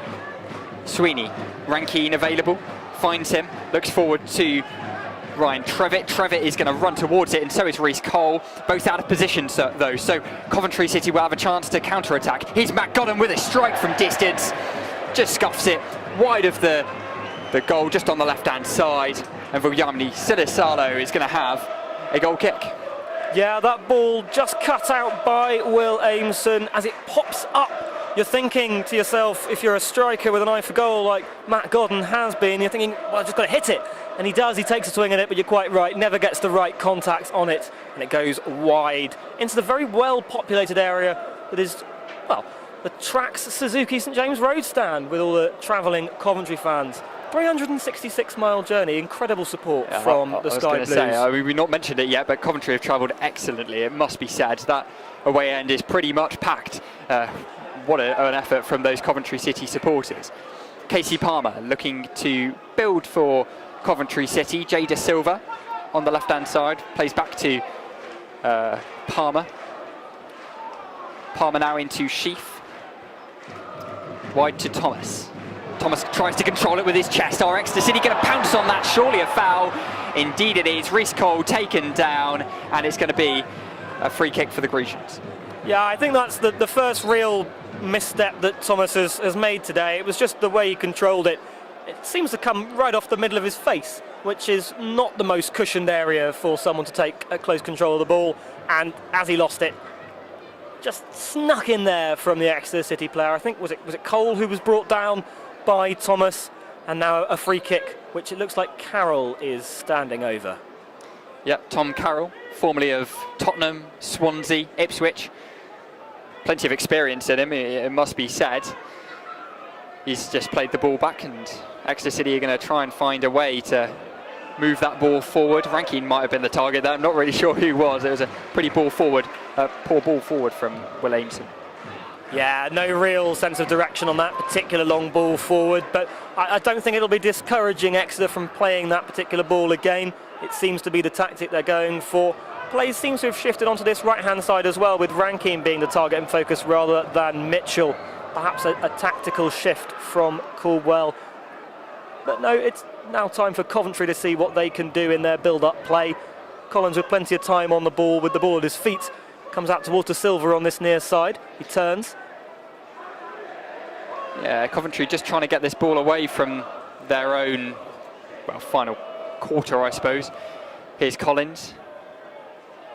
Coventry are going to have a chance to move the ball forward, but Exeter City try to intercept. Now Coventry with plenty of room to move into. Good ball forward from Sims, or was it? Matt Godden was certainly the target. In the end, it was too heavily weighted, really, and Viljami Sinisalo is there to claim it. Yeah, poor final ball from Sims, but in the middle of the park it's a mix-up between Hartridge and Carroll as they tackle each other that's caused all of that. And Ellis Sims just there to say, well, thanks very much, I'll take the ball and run with it, which you can't really let him do. Another little error from Hartridge there as he lets the ball run past him for out. That looked like a foul throw as well, though, from Sakamoto, so not a particularly aesthetic period of play, I think it's fair to say. Well, here's Thomas on the right-hand side, into Palmer. Palmer looks forward to Godden. Will Aimson is back to defend. Sinisalo punts forward. Couldn't find an Exeter City forward. Does it take a nick off of a Coventry defender? It certainly does. So Exeter are going to have an attacking throw down the left-hand side, which Mitchell will take. Doesn't use it particularly attacking, though, must be said. Back to Alex Hartridge. Yeah, just taking this time for Exeter to maybe take stock and calm, although no, as I say it, they push forward a little bit faster, and Nombe loses control of the ball, though, and Palmer can pick up.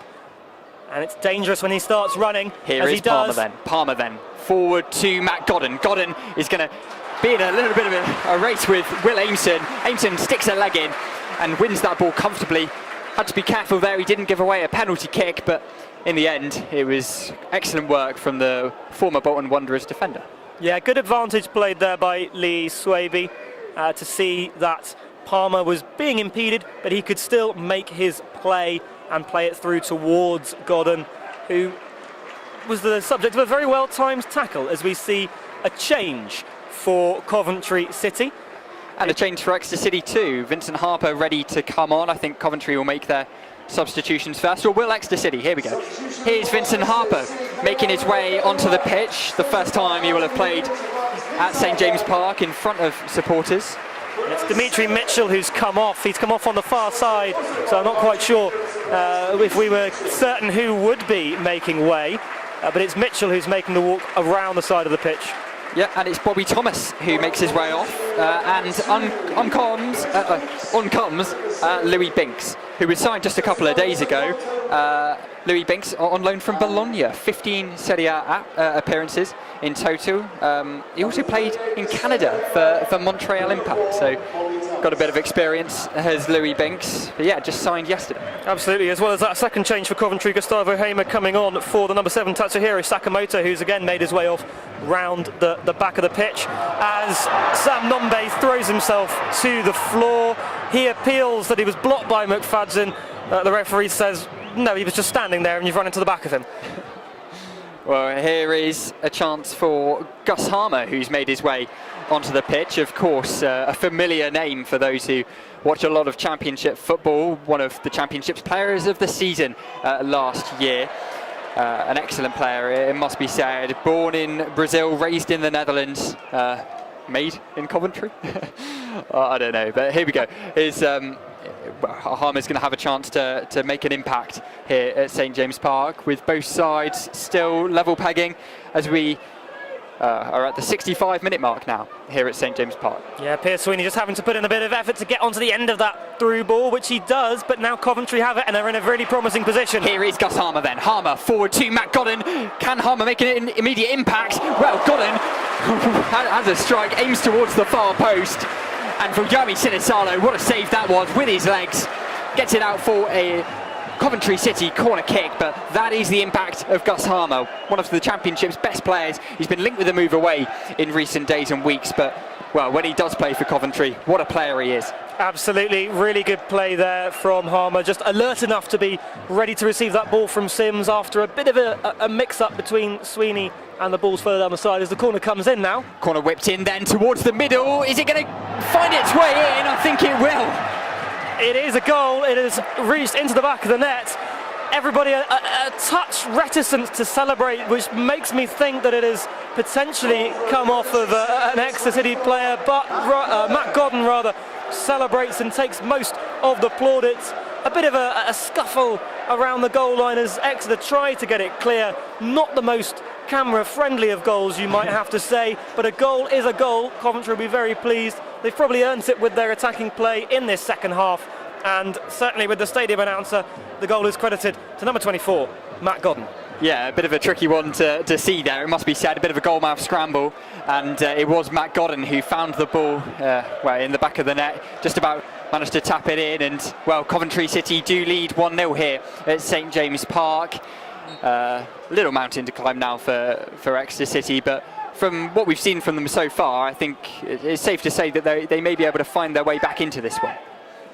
Yeah, I think it's going to be a change in style for Exeter. They've been quite content. As Good here ball comes the through forward ball. from Brilliant Gus ball. Harmer. Here's Matt Godden with another chance. Sinisalo saves. But again, Matt Godden with another shot. Sinisalo with another save. Absolutely, Godden alert, making that run. He's timing them better now. Maybe less pressure on the Coventry players so they can pick a slightly earlier ball through to their front line, but Godden able to get onto the end of it and draw a fine reaction stop, you might say, as Sinisalo comes out and spreads himself well. But there's another chance for Coventry, and you may get the feeling that this is the sort of character of the game as it progresses. Well, I think the game has changed immediately when Gus Harmer has come onto the pitch. Of course, that goal which managed to find its way into the back of the net, a corner kick taken by Gus Harmer, and that through ball forward to Matt Godden, which split the Exeter City centre-backs, also played through by Gus Harmer. I must say he's almost certainly the best player out on the pitch, and he's only played a couple of minutes, so we'll have to wait and see what he contributes for the rest of this game. Ellis Sims up with a battle with Piers Sweeney. Sweeney wins a free kick. Yeah, just seems to be slightly too forceful in his challenge there, Ellis Sims. But Mark Robbins will be very pleased with your comments there about Gustavo Harmer.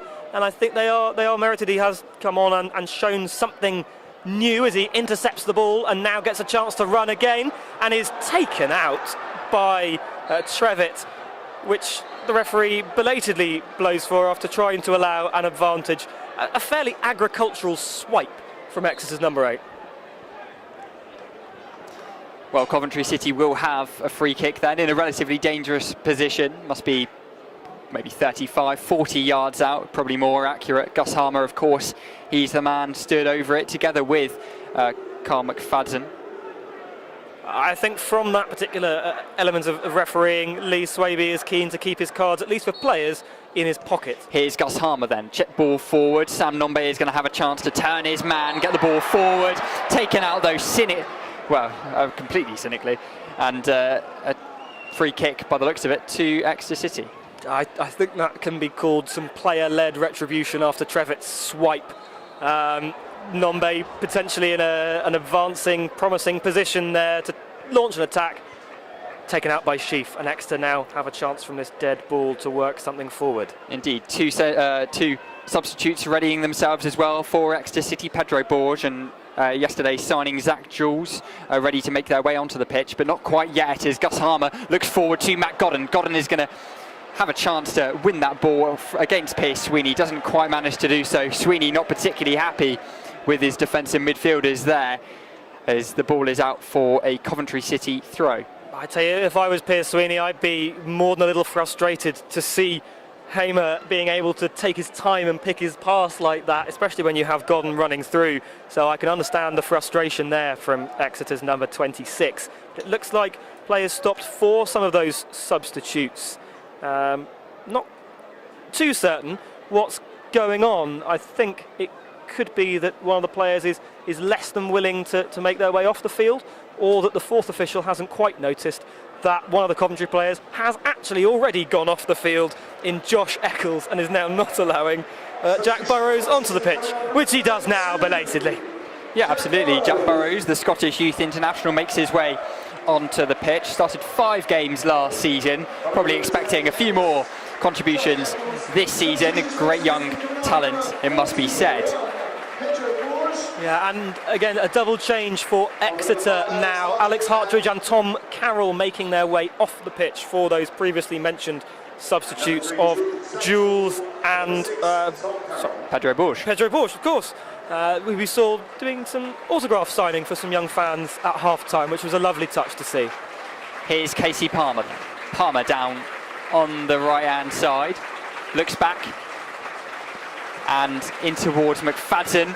Sam Nombe eager to get onto the ball now. Reece Cole is also eager. And now Bradley Collins with the ball at his feet. Excellent pressing, it must be said, from Exeter City, putting Coventry in a difficult position. Jay De Silva looks inside. Coventry do manage to win the ball back, but Reece Cole is there. Looks like a throw into Exeter City down on this near side.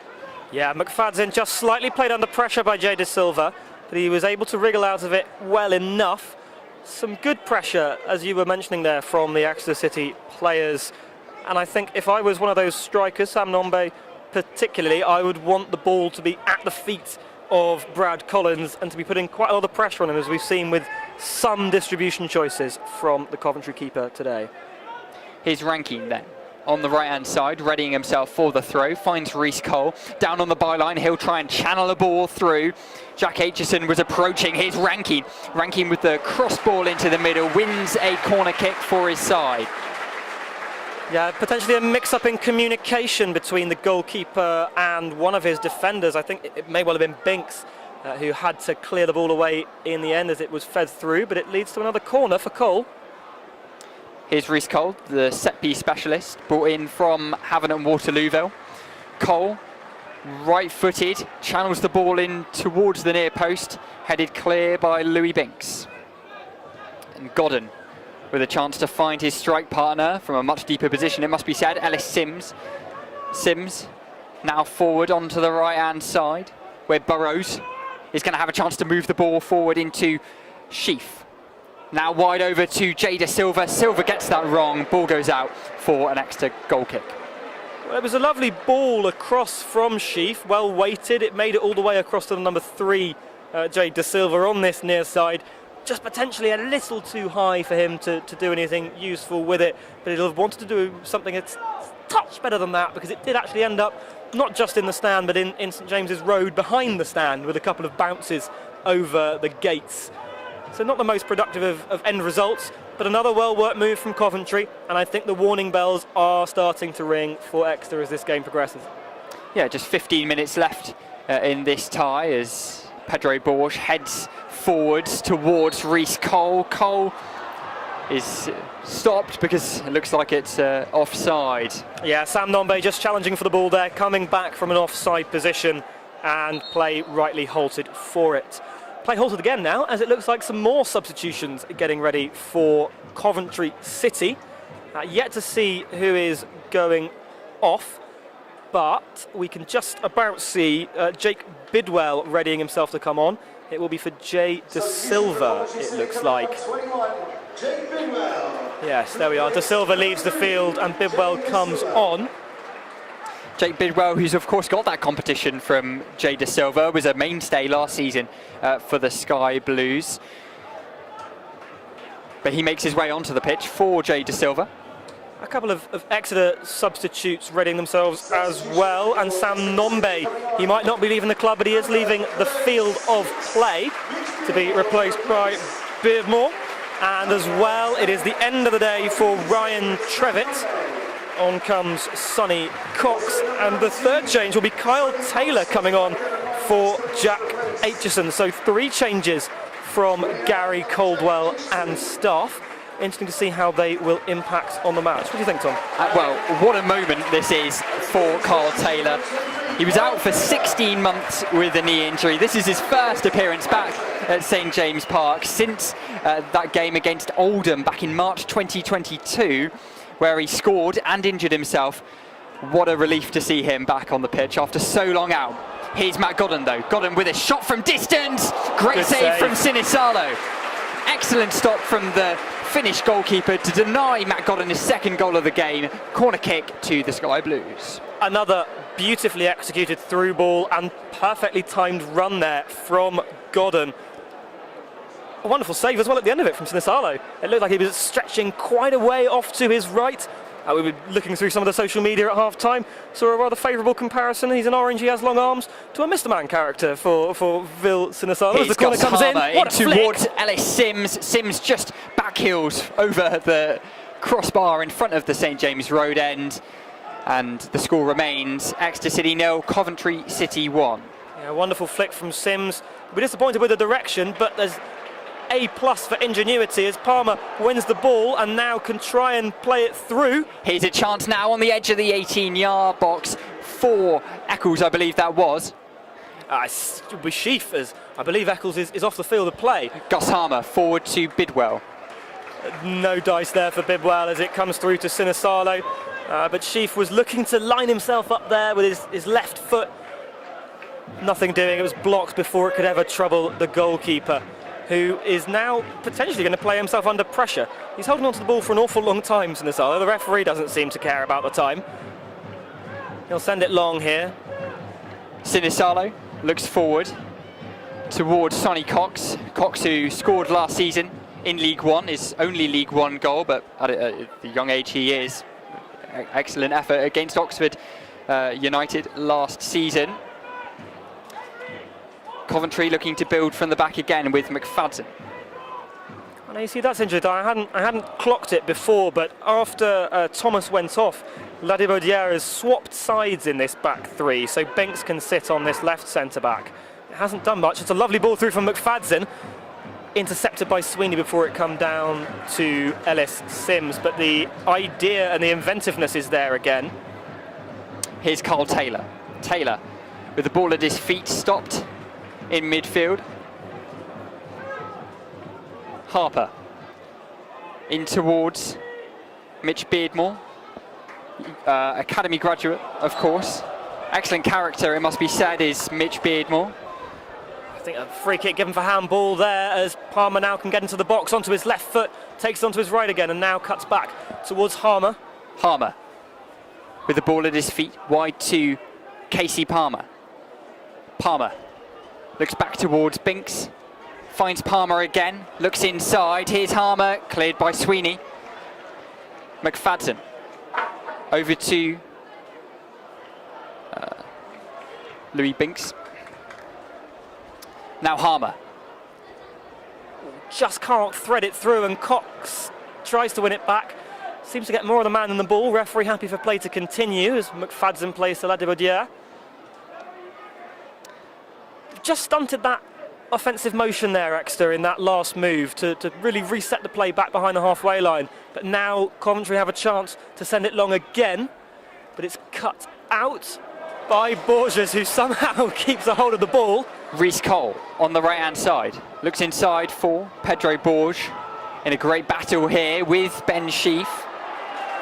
Yeah, Sheaf just a little too eager in the tackle there. Looks like he had a decent handful of Borges' shirt as well as the play now continues through. Taylor. Here's Carl Taylor. Taylor has Vincent Harper as an option. Looks back in towards Mitch Beardmore. Now wide to Vincent Harper. Harper moving towards the byline. Cross ball into the middle. Is it going to find its way in? It certainly is. And Vincent Harper, who scored a brace against Mousehole all the way down in Cornwall just a few weeks ago, gets an unorthodox goal at St James Park, his first here at SJP. What a goal it was. Extra level. Exeter City 1, Coventry City 1. Absolutely, I don't think you can say he was looking for the far post in anything more than putting it in to try and see if one of his colleagues could finish off. I believe, who was it at the back post? It was Rankine, perhaps, who was trying to get on the end of it. I was looking down at him when the ball went into the back of the net, because I thought his shirt was being pulled. It didn't need to get on the end of it in the end, though, as it cannons off the back post. 1-1, Exeter right back in this, and Coventry respond by substituting their captain. Absolutely. What a moment that is for Vincent Harper. Of course, Exeter City's new signing from Ebbsfleet.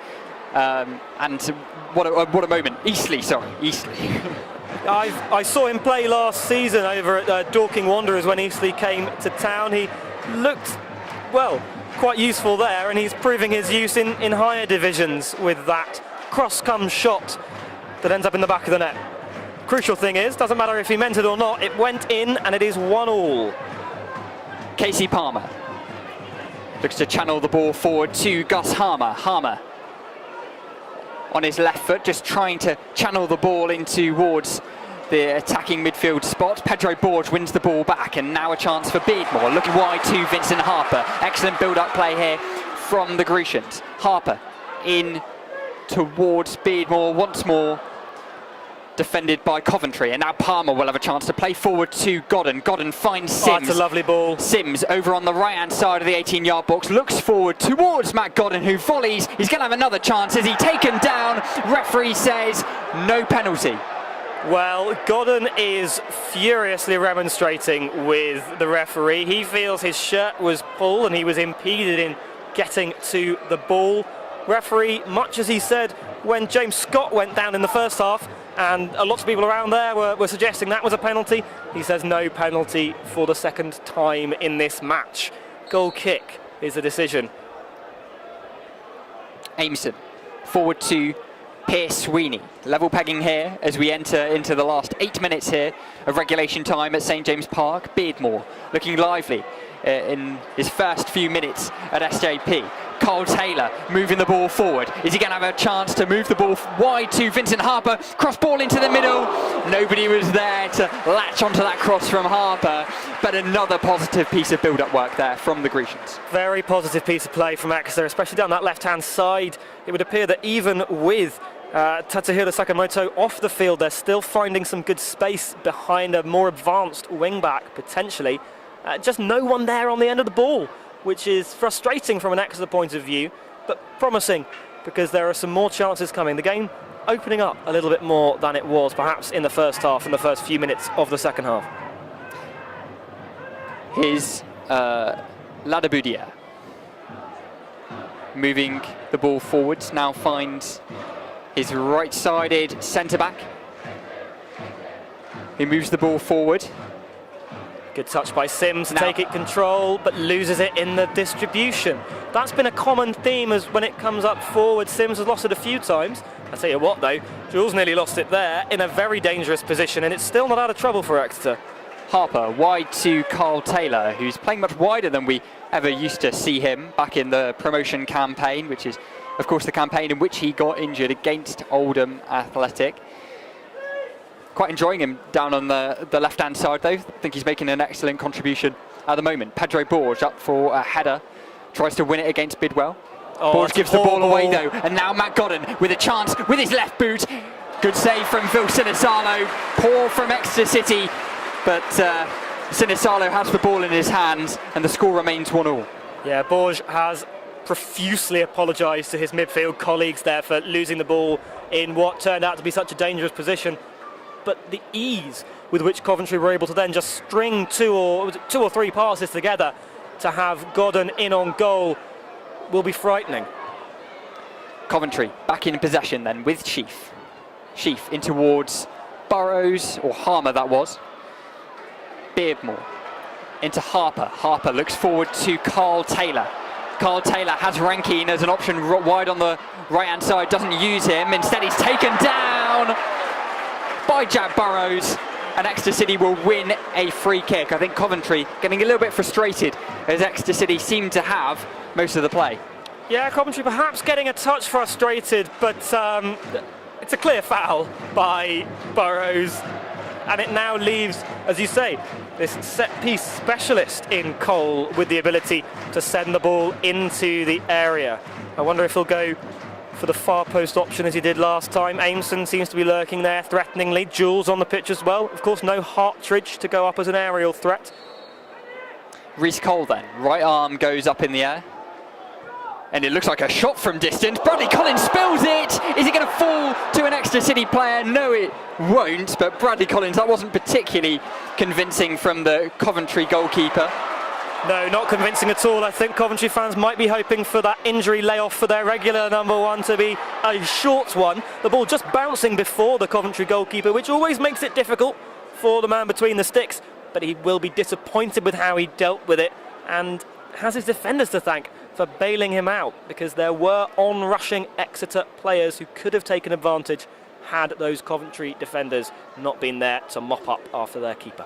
Free kick then for Coventry City near the halfway line. Casey Palmer in possession, plays back to Joel Ladeboudière. Wide into Howley. And now on the right hand side, here's a great chance to put a ball into the middle from the byline.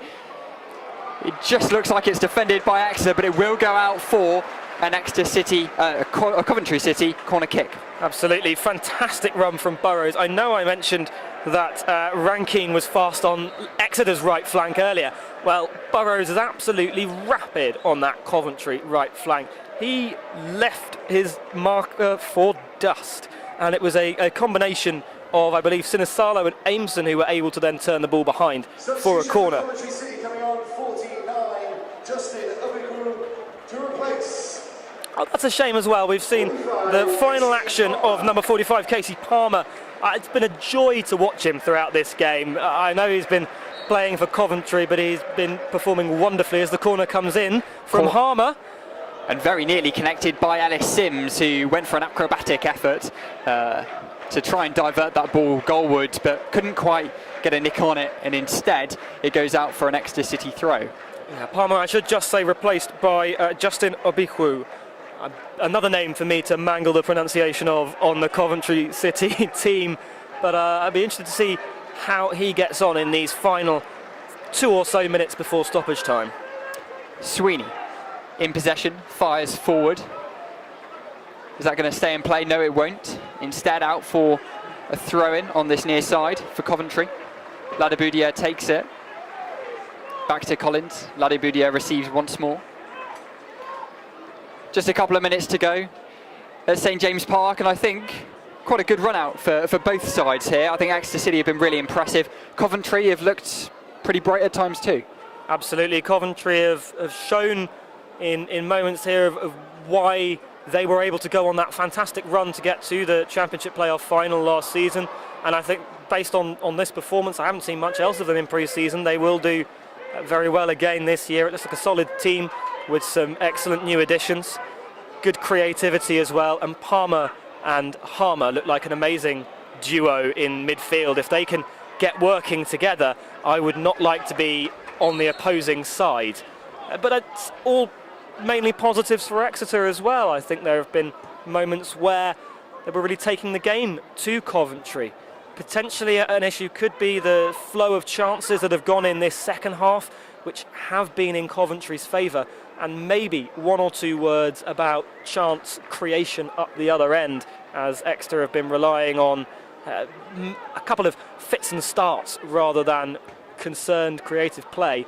But I think overall, quite a structured and positive display from both sides. Excellent from Pedro Borges to win the ball back in midfield. Borges with an attempted challenge from Justin Abikru, but in the end it goes out for a Coventry City goal kick. Absolutely, we are into those final moments of normal time. Interested to see what the fourth official has on their scoreboard to tell us how long we'll be playing. As it ticks over to 90 minutes exactly, the number says, well, nothing at the moment because he's struggling with the board and can't quite get it up. It is 3 minutes of additional time. So 3 minutes to find either a winner or to have this going on as Burrows makes his way forward. Challenged there by Harper, but keeps the ball on this right side for Coventry. Back in towards the right-sided centre-back then, Ryan Howley. Forward towards Burrows and back in to Howley. Wide to Ladiboudier. Binks and Ladiboudier at the back and getting Howley involved as well. Sims in a bit of space. Lays off, tries to lay off for Matt Godden, but in the end Exeter City win possession back and a chance to counter-attack if they can get numbers forward. Not so keen to do so, but Rhys Cole was certainly willing. Here's Sonny Cox then. Sonny Cox moves the ball onto his left foot, looks wide to Carl Taylor, just a little bit too much on it. Carl Taylor wasn't going to get there, and it goes out for a Coventry goal kick. Now Ladiboudier is furious with the officiating decision there to not give a foul by Cox as he sort of stripped the ball away from him. I must admit, from our angle, not the best vantage point. I couldn't make out any contact from arms in terms of a push, but it did sort of have the hallmarks of what looks normally to be a push. Exeter player down there, which you never want to see, especially in a pre-season friendly. It is Vince Harper, it looks like in some pain on the halfway line, medical staff being waved on. It would be a real shame to see a player go down so late in a pre-season game, especially with the start of the regular season just around the corner. It certainly would, and of course the scorer of an excellent goal earlier in this second half in front of the Big Bank, his first Big Bank goal, despite it being in pre-season, of course. Harper does look in a little bit of discomfort. Hopefully it's nothing too serious. I think we'll keep our fingers firmly crossed on that regard. Casey Palmer just getting a round of applause from the travelling Coventry fans as he walks past them on his trip round the pitch. That's taken an incredible long time from Casey Palmer. Evidently he'd expended all of his energy on the field, which is clear to see and wonderful to see as well. He's got some time to sign some autographs for some lovely young fans there. I think something that I've picked up on from all the Coventry City players I've seen today, especially as they were coming into the ground, sort of mingling around with them, always keen to stop and take that photograph, sign that autograph. A really good sign, and I've seen Exeter City players doing that as well. It's what football games should be all about as the ball comes forward now. Now towards Bidwell. Rankine gets an excellent challenge in, had to be careful that he didn't give away a penalty kick there, but Bidwell denied by Rankine. Yeah, we've played our 3 minutes of stoppage time, but expect a little bit additional because of that delay, as Vince Harper was seen to. He's back on the pitch now, you'll be pleased to note. Binks ball comes in. forward. Is it handball? I don't think so, not quite. Carl Taylor on the ball in midfield. Surely that's a foul. Referee doesn't give anything. Instead it's Sheaf. Gets the ball onto his left foot and it's going to find its way into the back of the net. And that is late disappointment for Exeter City. Coventry will be thrilled. Looks like they're going to take the win in this pre-season friendly. An excellent finish, it must be said, by Ben Sheaf. Just guided that ball with his left foot into the bottom left-hand corner, past Phil Sinisalo.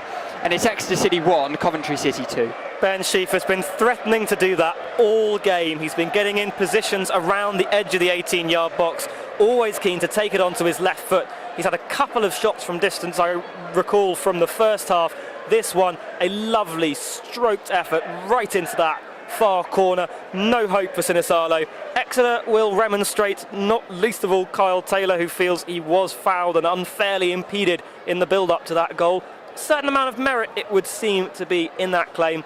But nonetheless, you can't give a player like Sheath that time to pick his spot from outside the area. With a player of that quality, with a finish like that, it was only going to end one way.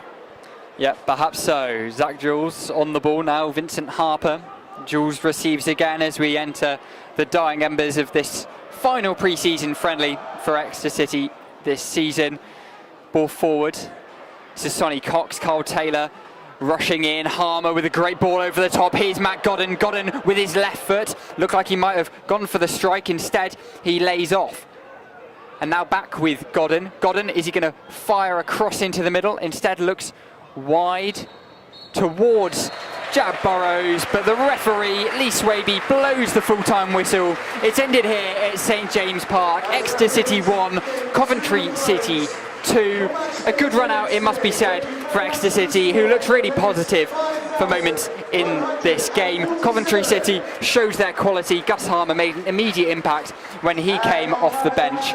Matt Godden with that first goal. Vincent Harper with an excellent curling effort to beat Bradley Collins in front of the big bank.